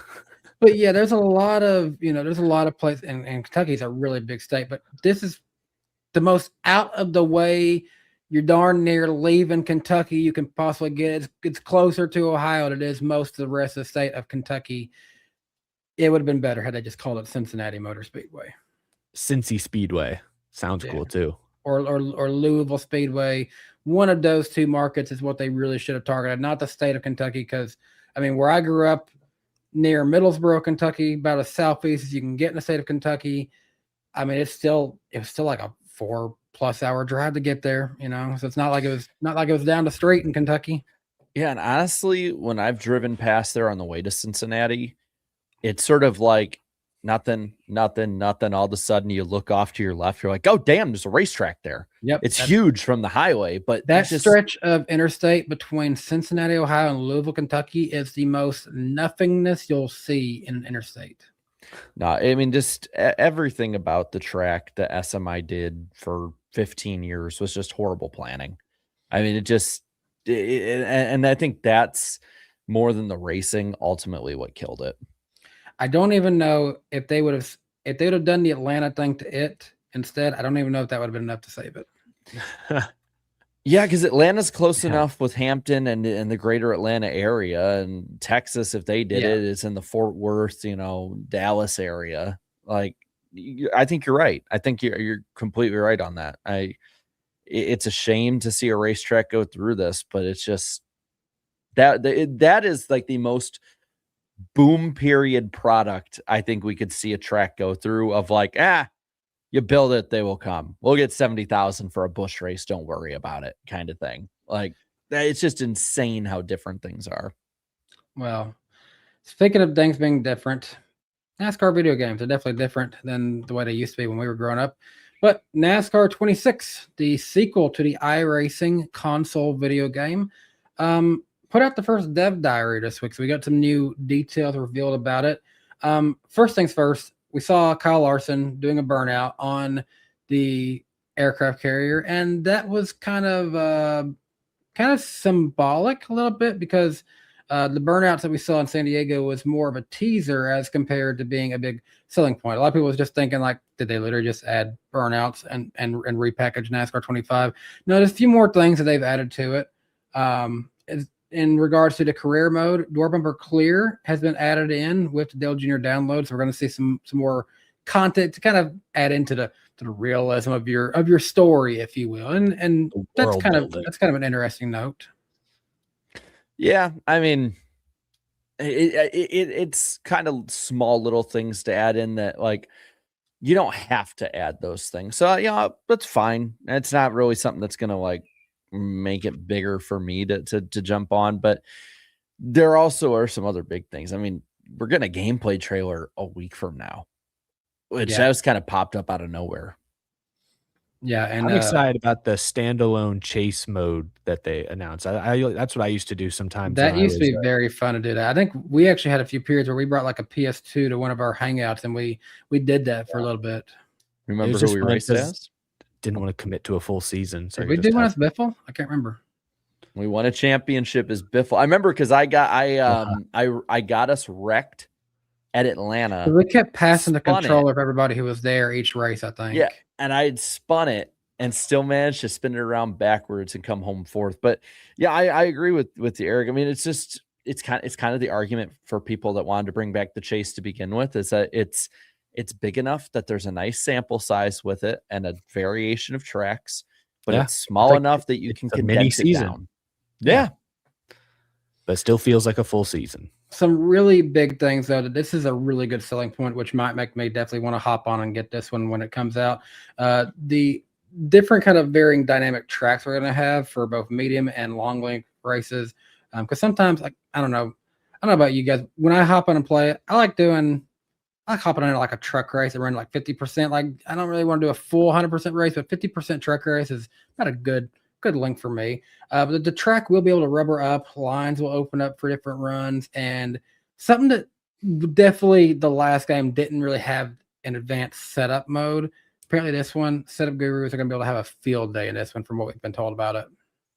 Yeah, and I know I'm looking forward, especially with crossplay, that like, I want to jump into Stream Car next year because it looked like they had a really good time, but they did PC only, and I'm not going to dump a bunch of money to get like a gaming setup for PC just for, once a week for a few weeks a year.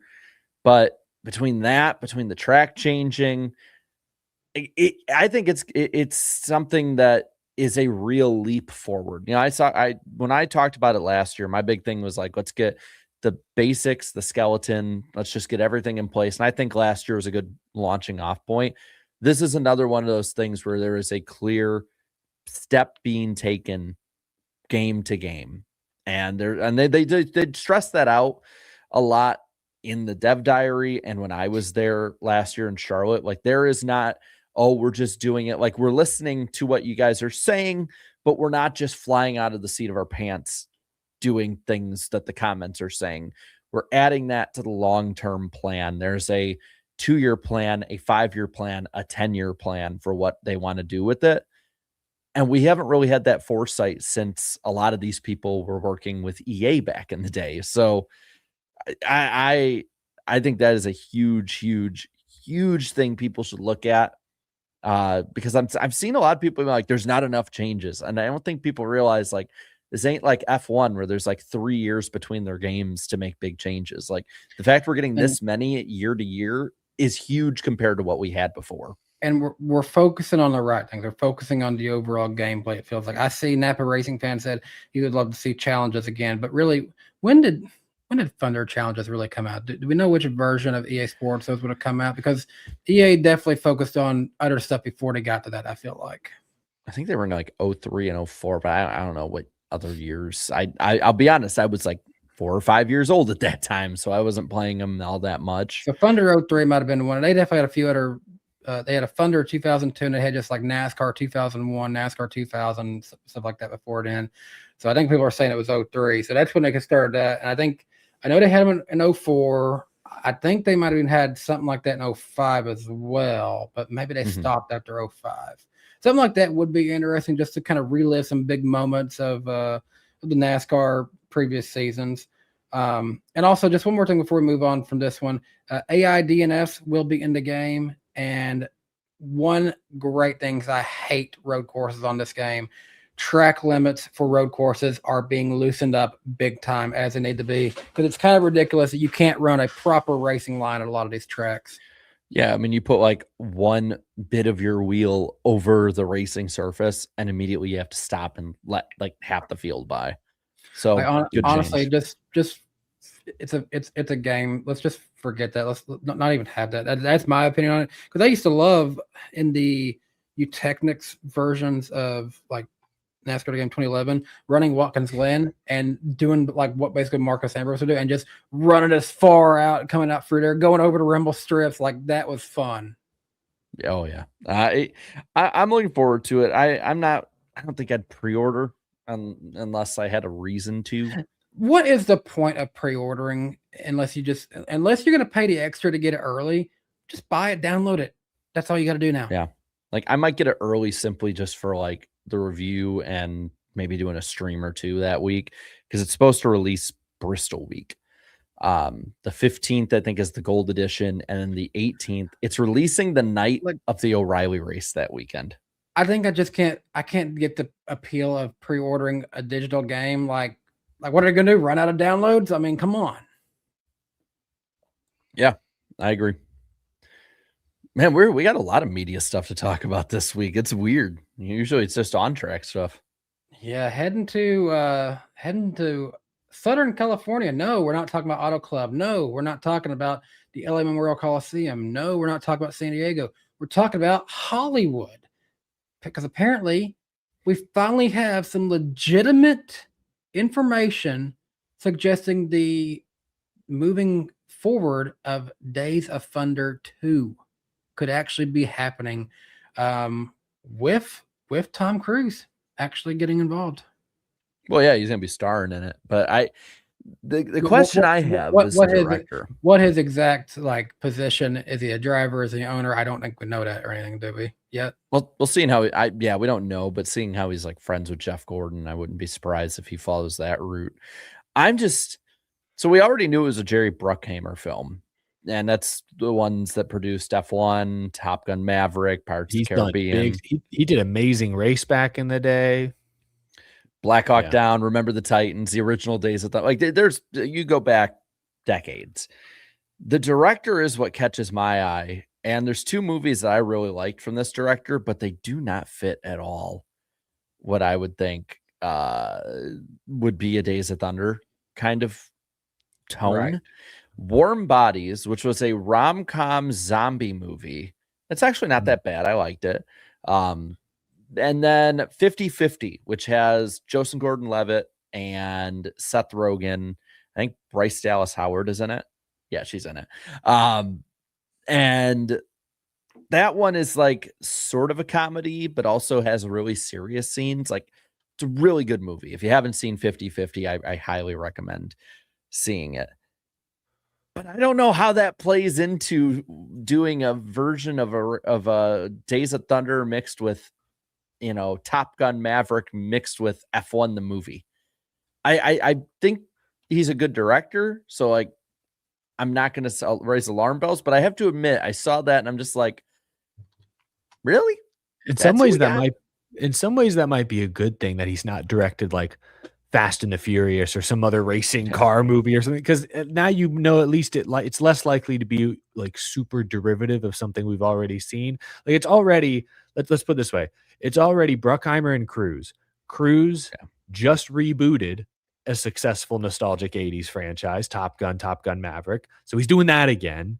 And Bruckheimer just did a big budget racing movie, F1. So he's doing that again. So this is kind of a copy paste of two projects both these guys have already worked on. So at least the director, it sounds like, hasn't really done anything close to a racing NASCAR movie. So maybe he'll bring a spin. He'll bring some sort of new look, new vision for it. And maybe it won't look like a copy paste of Cars 3 or F1, which story-wise I fear it could be. There is so many different things that we can do with this, with the shape that NASCAR is in now. Because one more famous scenes, Tom Cruise and Michael Rooker having their fight, their chase with the rental cars, racing each other in the wheelchairs. What if we have whoever, like, again, I don't know if Tom Cruise is going to be the driver role, if there's like a driver he's taken under his wing. What if we have like this big public falling out fight scene in the Dell Jr. Download studio? What if the movie opens up with Tom Cruise speaking at Michael Rooker, Rowdy Burns, being inducted into the NASCAR Hall of Fame? Like, there is some interesting stuff that we can do with what we have available today for the plot, for part of the plot of this. Michael Rooker is so much bigger of a star now between The Walking Dead and Marvel and some of the other more dramatic roles. He's got to have something in it in some way, because Rowdy Burns didn't die in the movie, so the character is supposed to be still alive. He couldn't race, but he's still alive. Yeah, I would honestly, I think having him maybe fill into the crew chief role would be something interesting, because Robert Duvall since has passed away, and true. It'd be really interesting if you're going to get Nicole Kidman back, seeing how her and Tom Cruise got divorced a while ago. But like, yeah, I would think that would be somebody you got to get into it. And, honestly, I know people are going to want, like, I want something that's realistic to NASCAR now. And I think to a degree that's great, but like, is it really going to make NASCAR sell really well if like half the movie is shown in front of like a half empty Indianapolis or something like that? Like, I think we need to have, not in a Talladega night sort of way, but in like a more positive spin, an exaggerated version of how much fun NASCAR is, like the atmosphere of a Wilkesboro or a Daytona 500, things like that.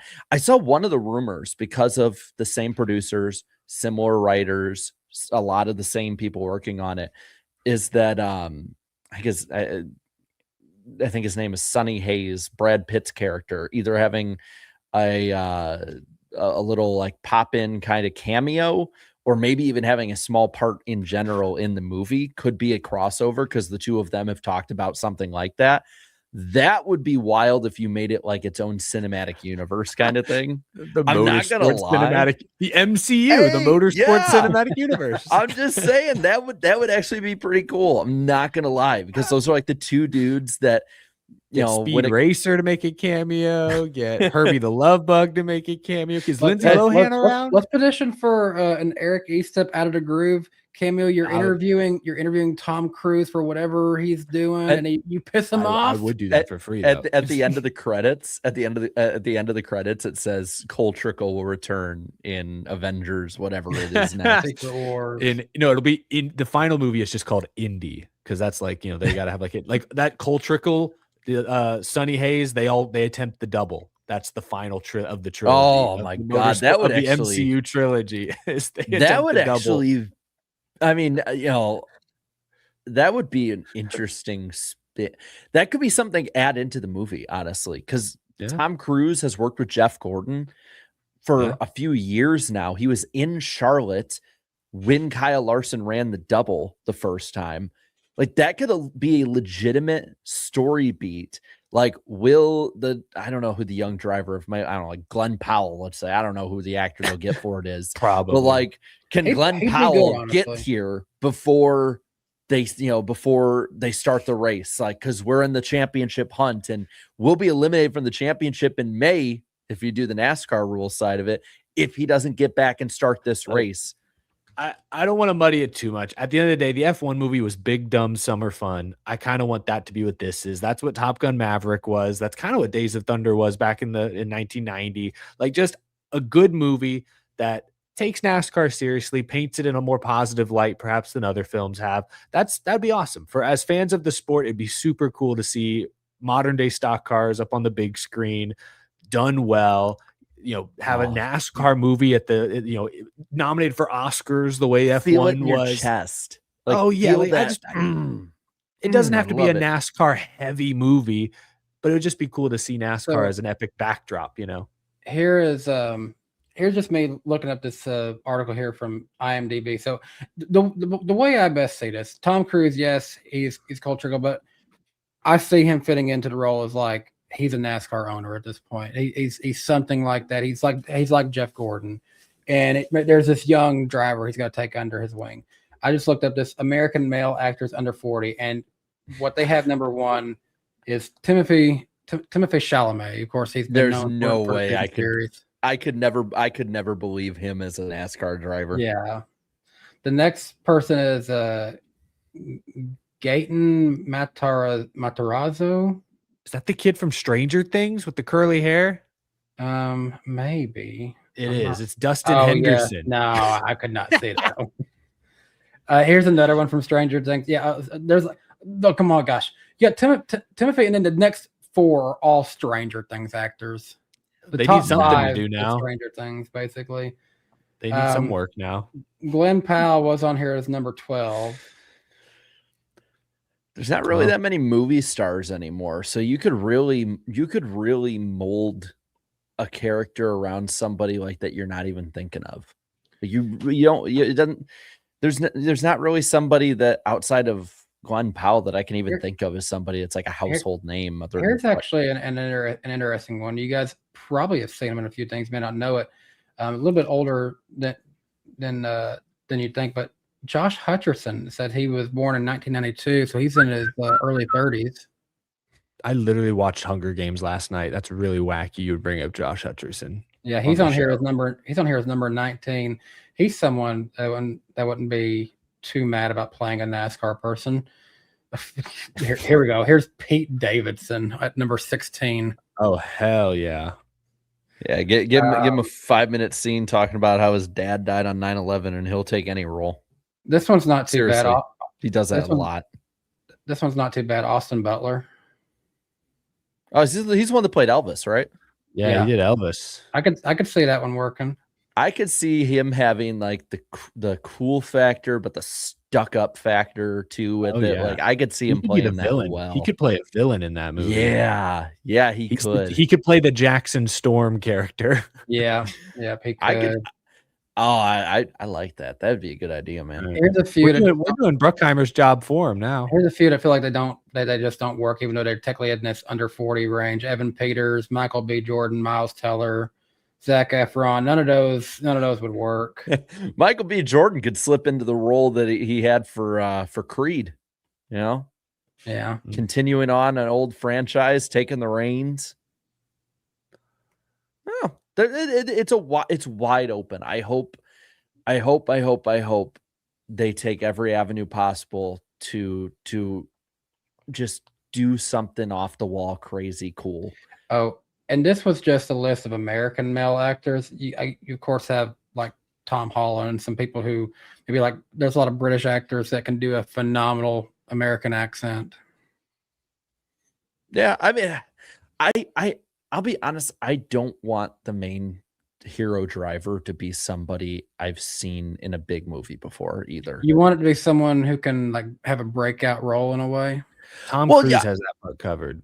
Yeah, because Tom Cruise has that cover. I don't want to look at the driver and be like, oh, that's the dude from Twisters. Oh, that's Spider-Man. Like, I want to look and be like, damn, who's this new driver that just popped up on the scene? Like, I want to get lost in the role. I don't want to watch Days of Thunder 2 and ask, so when's Zendaya showing up? Well, in a way, Aquafina rolls in. Oh God, no. She's a spotter. They just need Owen Wilson in the movie for 5 seconds so he can he can just put his Lightning McQueen voice to use. So there's a You're 16, could have fooled me. Lightning McGroomer. There's a movie guys, we have a lot to get to. I don't mean to move us along, but we still have a lot to get to. We do. Unrelated to Days of Thunder, there's a movie coming out called I Play Rocky, where it's about Sylvester Stallone writing and pitching and then making the movie Rocky. And there's a actor who's going to be playing Sylvester Stallone. Honestly, I'd never heard of before, but I feel like this could be his breakout role. So in a similar way, someone like that, this Anthony Ippolito, I probably remember him more after this movie. You're looking for someone like that who can really make their name in a movie like this. Yeah. Not Lightning McGroomer.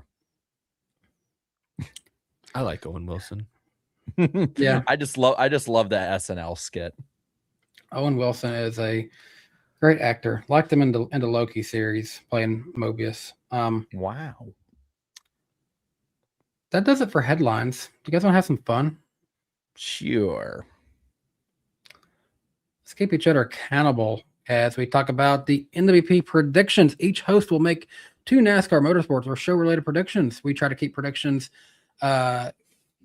relatively close to within a few years, and we keep track of each week in our accountability session. So, Jarrett, what you got?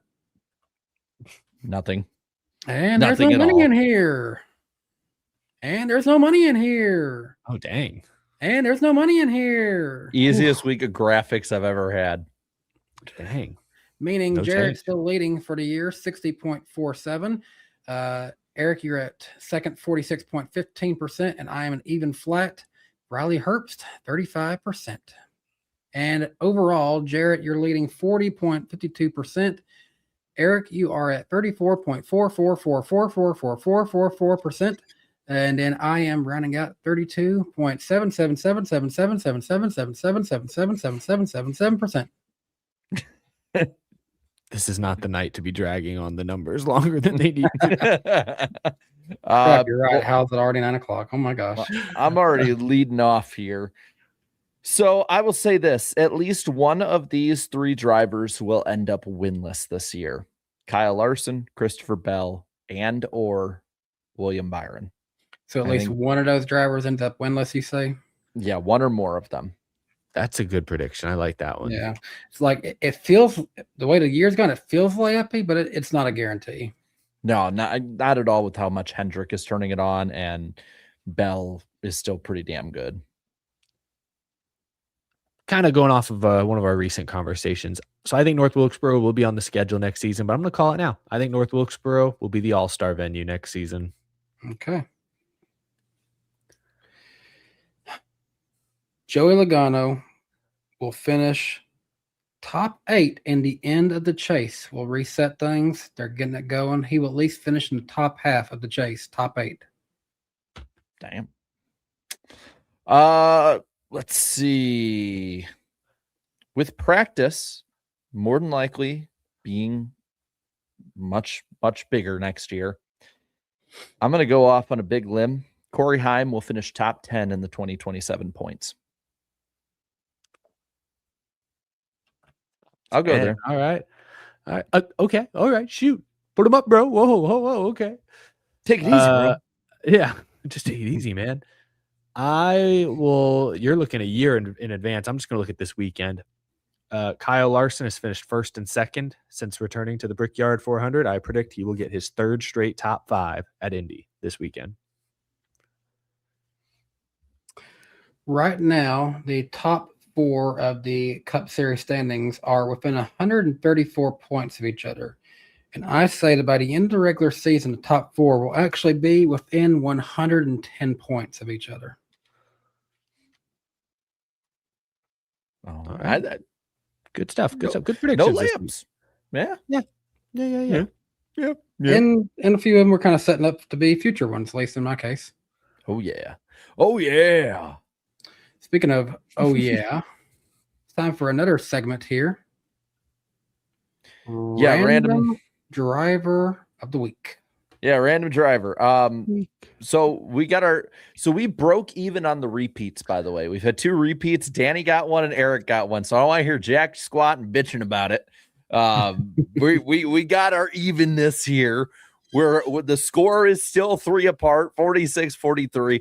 I'm actually over the off weekend going to go through every random driver and see which ones, if I haven't written them down below, I'm going to make sure I get that. Okay.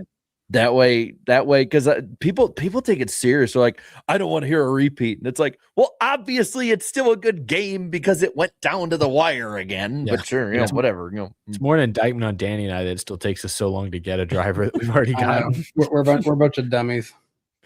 Well, Danny has 2 of the last 5 with Regan Smith and Kevin Harvick. Eric with Blake Cook, Red Byron, and Matt Kenseth. 46-43, Danny with the lead. Let's get it going. This random driver is a North Carolina native. Shocker for NASCAR driver. I didn't think any was ever from North Carolina. This random driver is an ARCA champion.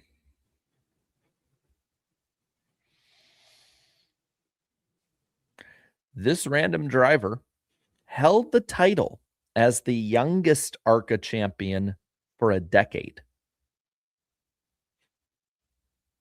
So won it young. I have the amount of times we've tweeted about this random driver. Already, early on.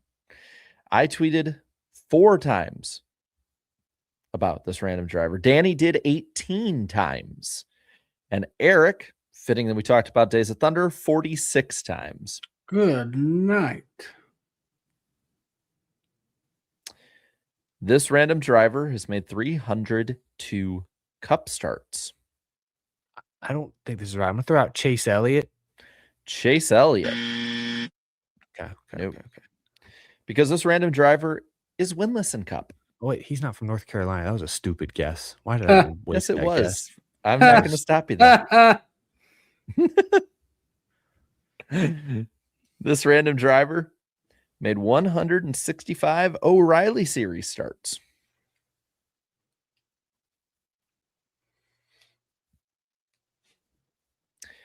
One win in the O'Reilly Series. Just one. Wow.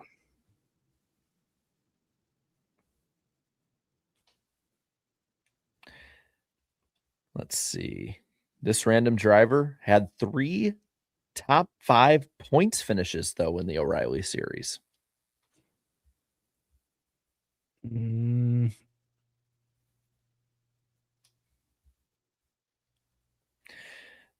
This random driver made 78 Truck Series starts and got 3 Truck Series wins. So 3 wins in trucks, 1 in O'Reilly, none in Cup.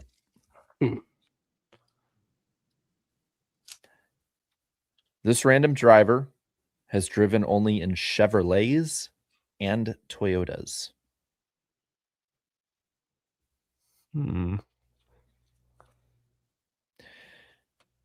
This random driver was one of the first drivers to ever appear on the Pat McAfee show. Wow, okay. Huh. one of the first drivers to appear on Pat McAfee's show? I have numbers if you want. Please.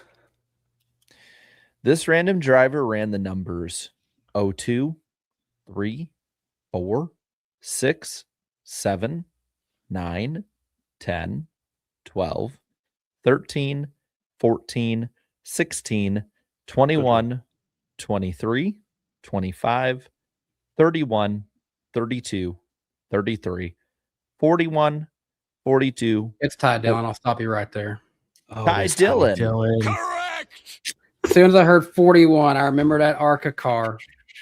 Yeah, I was trying to think of guys who won championships in the early 2010s, because that would have made sense for youngest for 10 years. When? Now the ARCA champs are all like 15. Yeah, that makes Yeah. sense.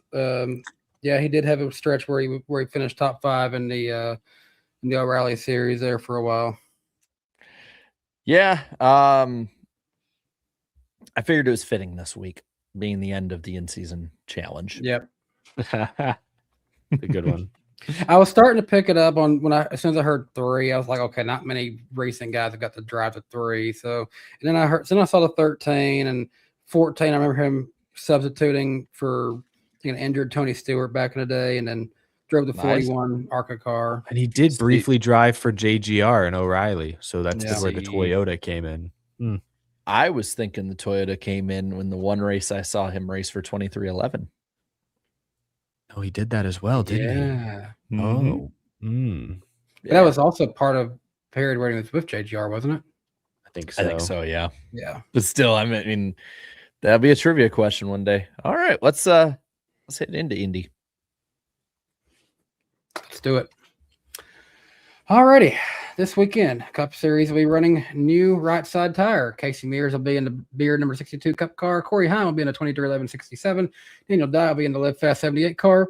Ross Chastain will be in a 9 for Junior Motorsports in the O'Reilly Series.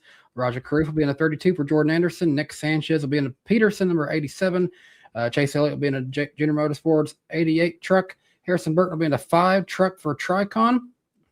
Connor Mozak will be in the Spire number 7. Connor Daly in a 25 for Colleague. And Nick Sanchez will be in a Spire number 77 truck. The Cup Series race name is the Brickyard 400. No longer the days where we're having like the weird random sponsors attached to Brickyard 400. It's clean Brickyard 400. It's a 160 lap race, 50 laps in stage 1 and 2, 60 laps in stage number 3. 2 o'clock p.m. Eastern time scheduled start for this. You can watch it on TNT, and you can listen to it on the IMS radio network and Sirius XM radio. Alan Best will be doing a call for that one, I assume, right? On the IMS radio network? I think they just like use MRN people for it. Oh, okay. He does the stuff at the track. Okay. The defending winner of this race is Bubba Wallace, won that race with Cookie Monster in attendance, right? Cookie. Yeah.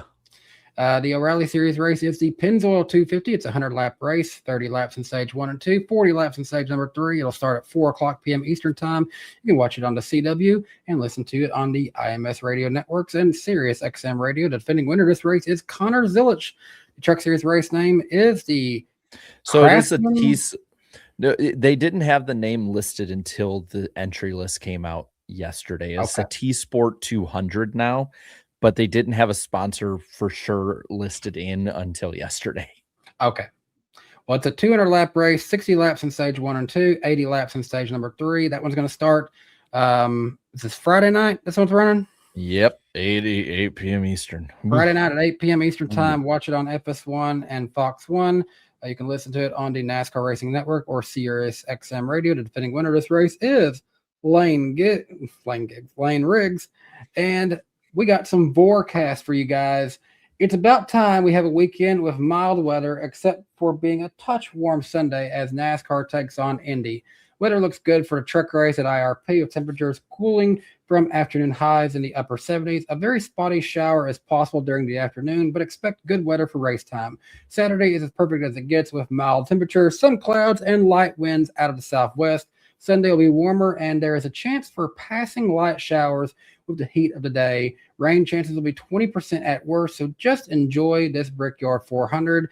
And once again, our friendly meteorologist, Jeff Vorick, will once again be at the track, so he does look forward to watching yet another one in person. And make sure you're following along Jeff Vorick over on Twitter so you can get live weekend coverage and updates with regards to racing weather. That's all we got. Oh, chat is beating us. And Eric, how are me and you still tied? Honestly, I'm not sure. By all accounts, it doesn't make sense. Hey, I made up 10 points this week, man. I if I had just been one spot better in both races, I would have had a weekend sweep. Well, me and Eric still chilling out on the still on the basement couch together. I'm the one who's just standing up to or I'm the one who's in the better seat, the more comfortable seat. You're in the worn out one with the springs poking out of it. Jarrett, you've gone up the stairs. You're now away from us a little bit. You're going up the stairs towards the chat. Yeah, baby. All right, so that means we've had the same order, I think, 3 or 4 weeks in a row now.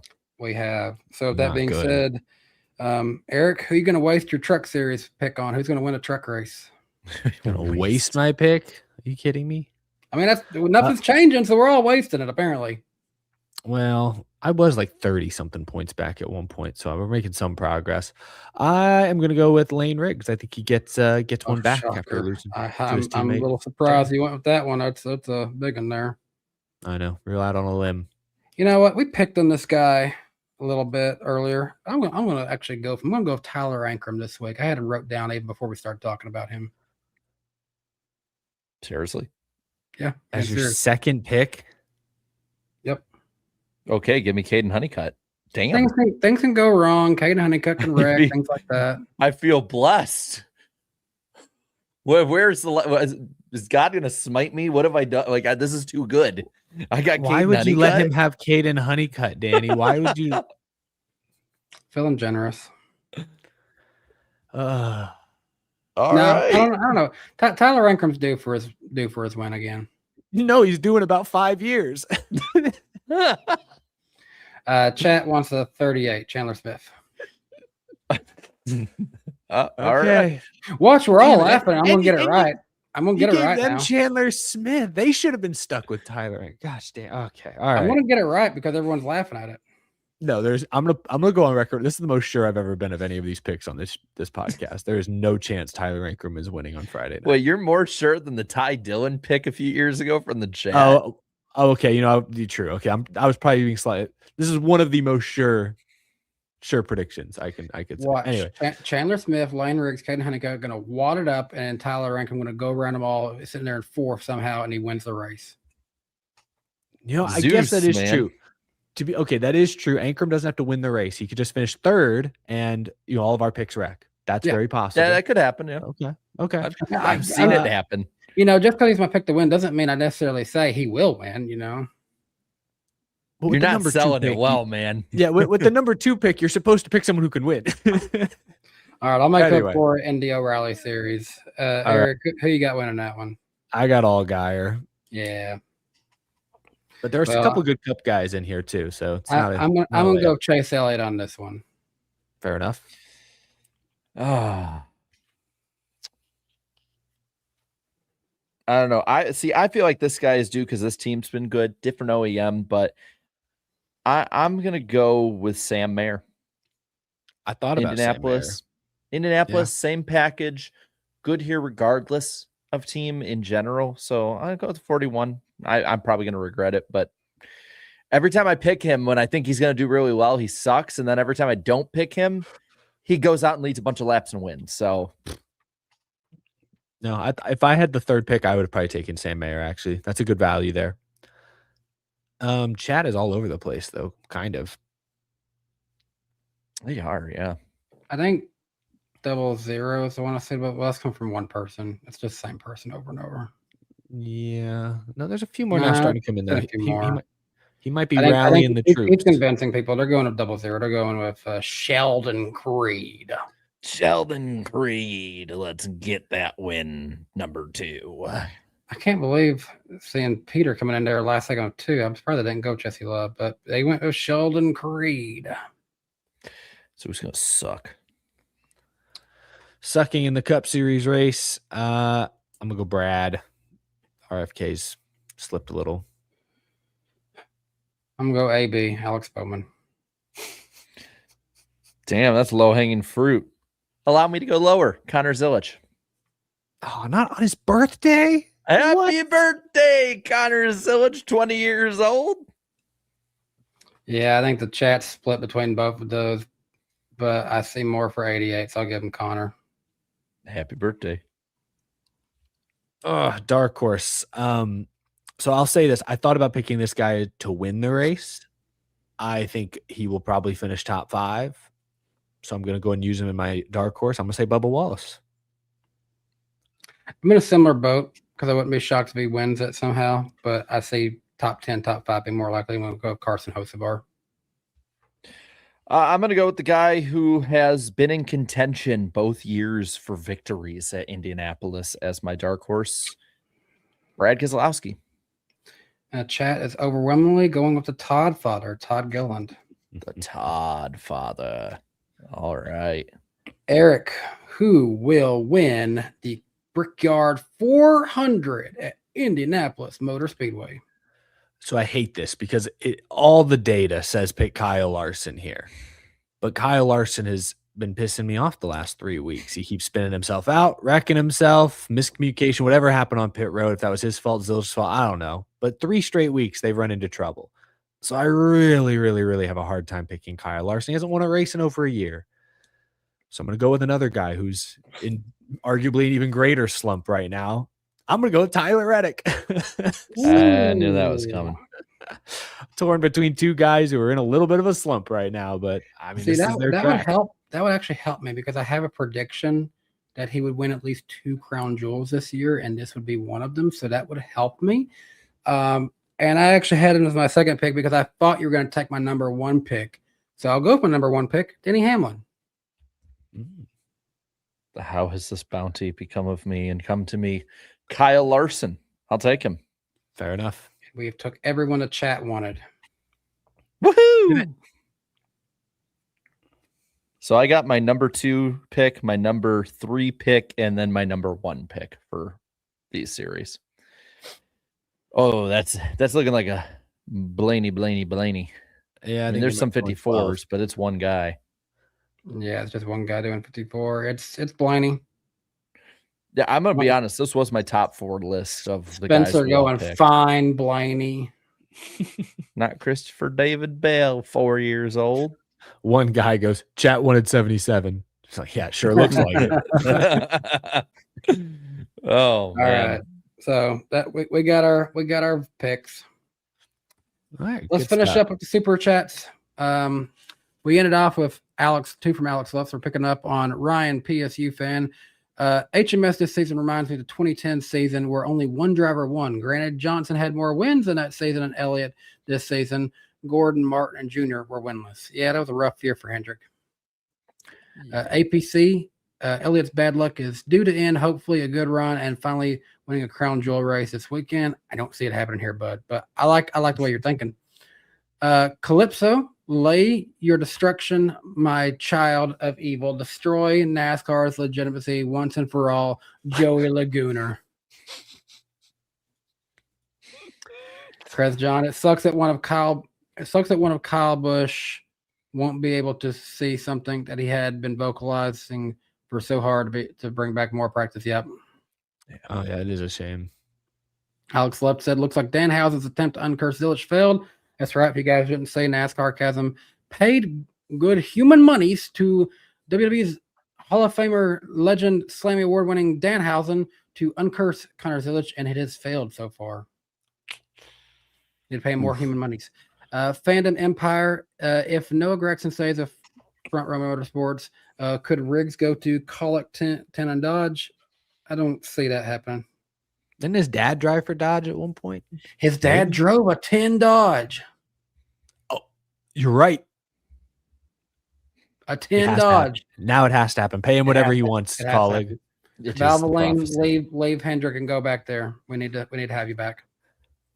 Baffa giggles Logano about to go on a Tony Stewart 2011 chase run. Just kidding. He's too far back. Sorry, Danny, but I won't say that. Sick on the air. Hunter Nixon fishing. That gaudy orange, Danny. Go Dogs. Dude, we don't even play each other this year. Come on, we can get along now. We don't even play. Even he's throwing up. The super chat's throwing up too. But we don't even play each other, dude. We'll be fine this year. APC, I wonder if the team meeting was awkward for Alex. Mr. H and the other 3 drivers couldn't have been happy. Yeah, he's trapped a couple of them multiple laps down. All of them. This is the first time since becoming a 4-car team that Hendrick Motorsports, without them all DNFing, finished 2 or more laps down. Ever. It's not like his teammates have ever done anything to help him. I still remember Chase Elliott shoving him out of the way at Atlanta last year. Oh, yeah.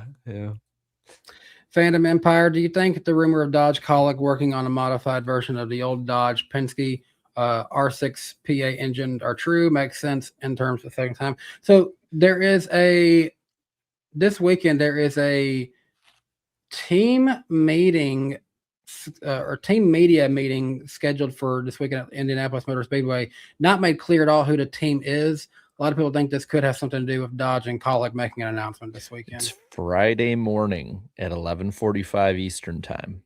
Yeah. And following up on that, Phantom Empire said the Ram and his racing guys said they heard a rumor Dodge may go to TRD route with their engines. They also had the R6 P8 rumor. Thoughts on TRD route? So I don't know the difference. So the suggestion is that they would be using kind of an old mold, an old model, but modifying it for modern day because that's 13, 14 years old at least.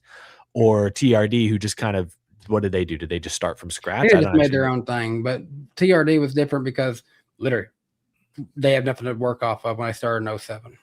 Yeah. So, I mean, certainly they're trying to crunch a lot into a tight window. It makes sense for them to try and base it off something they already had a blueprint for and use as much of that as they could. But, yeah, I don't know. I don't know about this. So hopefully we do get an announcement in the near future because it'd be great to have a chance to ask questions and get better insight. Ryan Idiot, appreciate the support. Every weekend, I'm hoping the 22 blows an engine.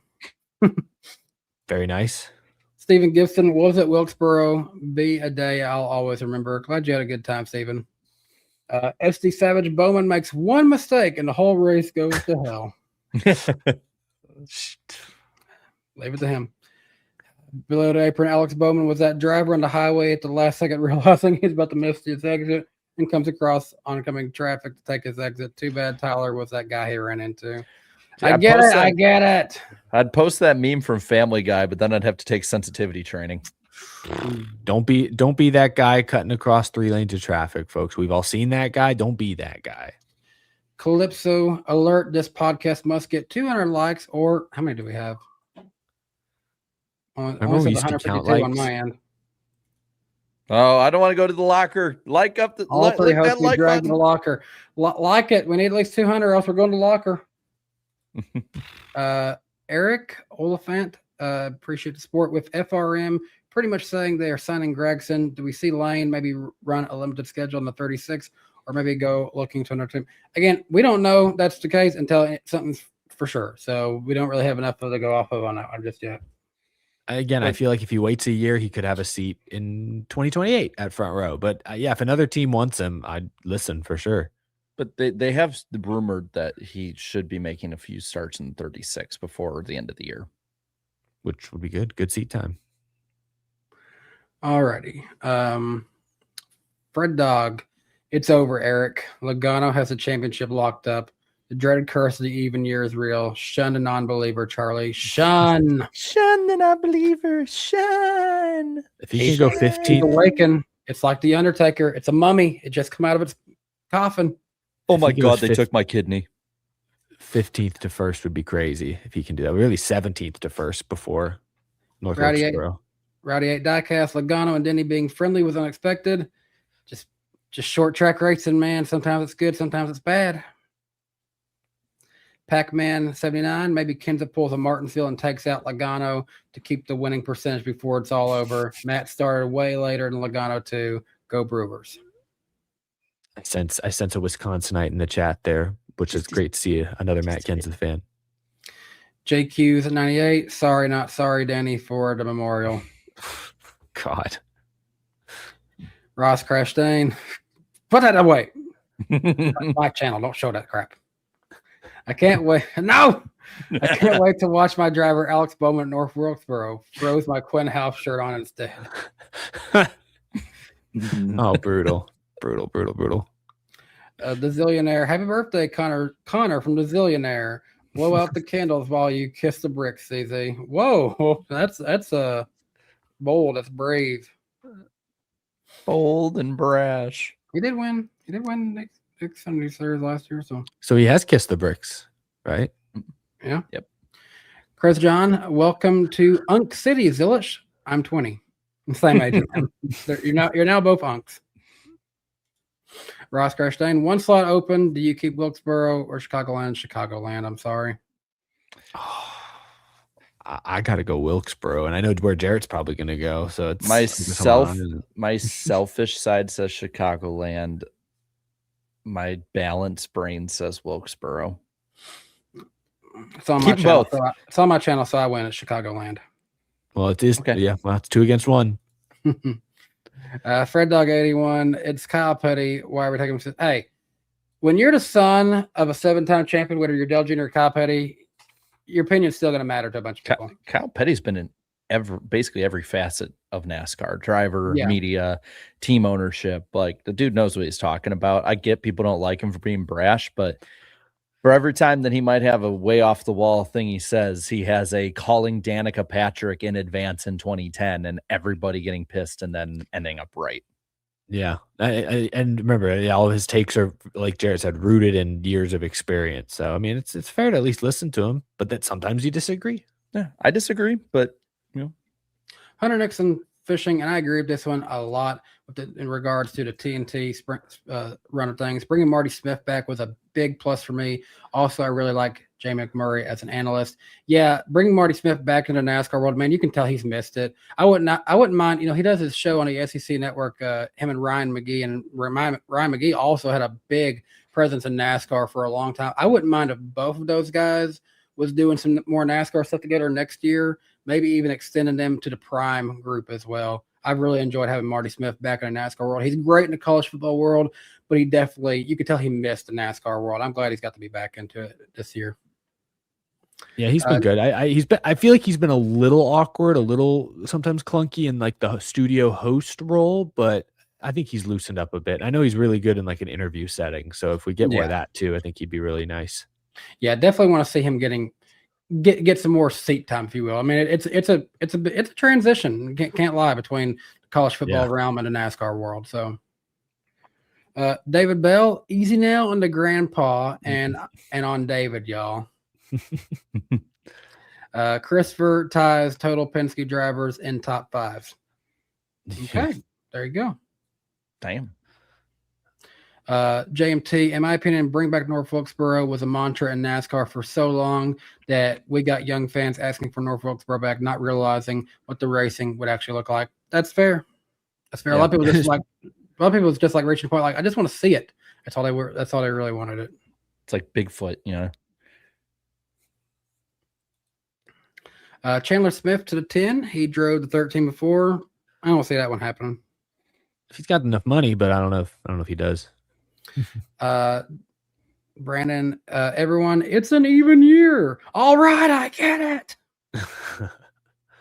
What was that, like Plankton kind of said that in one of the SpongeBob's? Mm-hmm. Hold on, it did that thing where it maybe go. It's on screen, man. It's on screen. I like looking at it from my end better. It's okay. I sometimes am slow putting them up, so that's okay if you read them on your own. That's probably better. Matt 8000. I don't know whether to laugh or cry that Danny called me a non-regular last week. Like, I've been really. I'm sorry, Matt. I'm sorry. I saw this one earlier. I felt bad. Did he change his profile picture or something? Because I feel like even the profile picture is what I usually recognize. And I'm sometimes sorry. That looked different, but maybe I'm wrong. I don't mean a non-regular watching. I mean, I think you were non-regular as far as being the first comment. Oh, that might have been it. Yeah, I didn't mean it like that. I'm sorry. Andy Carson, hey, NWP, North Wilkesboro trucks. Yeah, Chandler. Cup, it's short track racing, won by Logano that Hamlin said at Martinsville once. Car series. Caden, it's like you had a honeycut of the field last week. IndyCar had a nightmare at your Nashville track, but hey, like NASCAR, it showed why Sunday night races should not be allowed unless Monday holidays. Worked for NASCAR this week. Mm-hmm.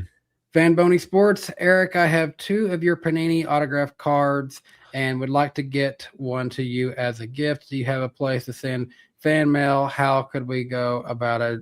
Do you have a few of your cards? I don't have any of my cards. That's cool that someone. It's kind of wild that someone has 2. I have one back there. Yeah, that's awesome, Van Boney. Shoot, off the top of my head, no, I don't have a place for fan mail. Shoot, I'll have to think about it. I'll find a way to reach out to you. Maybe we can. I mean, if you happen to see Eric at a race, you'd probably take one if someone gave it to you, right? Sure, yeah, I'll take it off their hands. Do them a favor. Better than burning it. Yeah, just like I don't want this. I'll give it back to you. Here you go. It's safer. It's becoming increasingly a rare find. Mm-hmm. Fred Dog, are you interested in watching that 3-part NASCAR Americana docuseries on USA Network, or do you think it's going to be more of the same old stuff? I'm interested. I mean, I know they said they're having a post-race show, but like they didn't specify it was going to be like a long one either. It's got Kurt Busch talking. I think they said that's his first like one-on-one interview since Kyle passed. So I'm definitely interested, just to hear what he has to say with regards to that. Yeah, that part interests me, but the rest of it, I don't know. I didn't really see the trailer. I think I saw the headline, so I'd have to look into it. I mean, I'll check out some of it. Palm 3. Who said giggles in the mirror 3 times? Probably part of Michael Marutz's chat if they're calling him giggles. Indy Carson again this weekend at Indy will be my first NASCAR race without Kyle Busch. I'm sorry to hear that. Hard to believe all weekend is special, and July 26, 2009 was my first Cup race in person at the Brickyard 400. Dang, you almost saw Juan Pablo Montoya and get it done. That one still stings that it got away from him. This weekend is bittersweet because July 24th I saw Rowdy win his second Brickyard 400. July 25th, 13 years ago this Saturday, I met Kyle Busch, and my YouTube photo, July 26th, was when I saw Kyle Busch win his first Brickyard 400. Gosh. Well, yeah, that's going to be surreal this week. And I hope you have a good time, and I hope definitely. Yeah, I hope it's more good memories than bad. Fred Dog, I just want to say that I have enjoyed these last 2 months of Prime and TNT with Dale Jr. being on my look out, there's a car crash in the car. Yeah, he got us last week pretty good. He did, yeah. I forget who it was, but yeah. Oh, we got a car spinning. Like, you can't take a NASCAR nap when Dale Jr. is in the booth because he will wake you up. It's like he's there literally shaking you like, hey, look at the car in the wall. North Wilkesboro in place for 1 Martinsville. Oh man, no. Jared has firm lines he is drawing around his favorites. Only if it's going to be like 20 degrees in one of the Martinsville ones, then I could get on board with that. But that's not a guarantee every time. Just eat hot dogs and drink beer and you'll be fine. Calypso, Days of Thunder 2, directed by Gore Verbinski. No, seriously, Eric, look up that guy's filmography. You are going to love 3 of the movies he did. Okay, Eric, before we move on, just go ahead and look up. Oh, Gore Verbinski. No, yeah, he directed all 3 the original 3 Pirates. Of the the only 3. They're the only 3 worth watching. And what did he do that? He did that one movie. Was it like The Shape of Water? He did that. It was like a weird kind of Oscar bait movie. I think he did. Anyway, yeah, cool. Days of Thunder 2 will be so amazing that NASCAR will say this about the F1 movie. Okay, so you had Brad Pitt. That don't impress me much. Oh wait, no, I gotta sing it. Okay, so you had Brad Pitt. That don't impress me much. It's a good song. Justin Drake, POV Bowman. How much signal I need to cut across 8 lanes? None. I turn now. Good luck, everybody else. Sensitivity training immediately. I'll be going in, guys. I'm here to say I'm going to be taking a week off from NWP to go into sensitivity training. I'll be back next Wednesday. thank you for your consideration and your understanding. It's funny. So, my wife, she's like, half Asian, and she went on Twitter and was like, hey, I kind of found the joke funny, and people got on her about it. And she's like, what? Are you just attacking the white half? All right, moving on. Ryan, PSU fan, I'm on the boat that Denny completes the Crown Jewel achievement on Sunday. Is this the only Crown Jewel he hasn't gotten yet?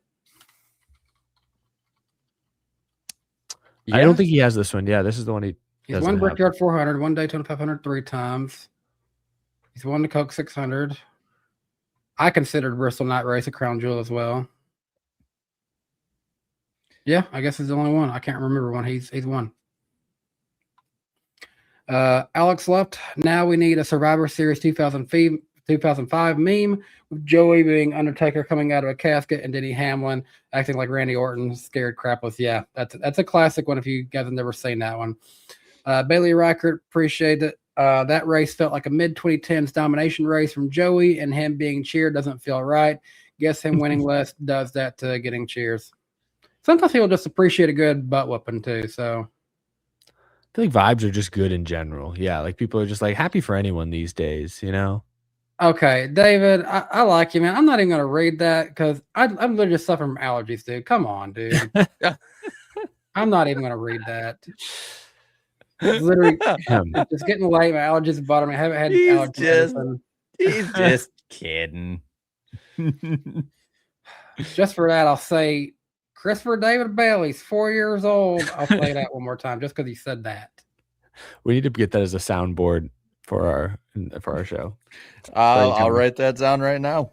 Anytime we talk about C-Bell. CDB4YO is all I'm going to put down right now. And then sounder. I guess we didn't make it 200 likes, but good thing for us, Fred Dog 81 said this counts as 50 likes. All right, so we did it. No locker. Woo! All right, you guys can catch us next week over on Eric's channel at 8 p.m. Eastern Time, Wednesday, July 29th. We'll be covering what happened at the Brickyard 400 while heading into our bye weekend, our final bye weekend of the year. Woo! That's weird to say, man. Mm-hmm. No picks next weekend, I guess, right? Picking our seat or picking our nose. That's about it. Yeah. No thanks. Careful how much you get allergies and pick your nose. You'll get accused of doing illegal substances. Allegedly. Bye, everybody. It's been fun. Good night. Drivers, start your engine! Be plenty of carnage, so full head on them, wound up. Yeehaw, boys. Holy. It's a junkyard.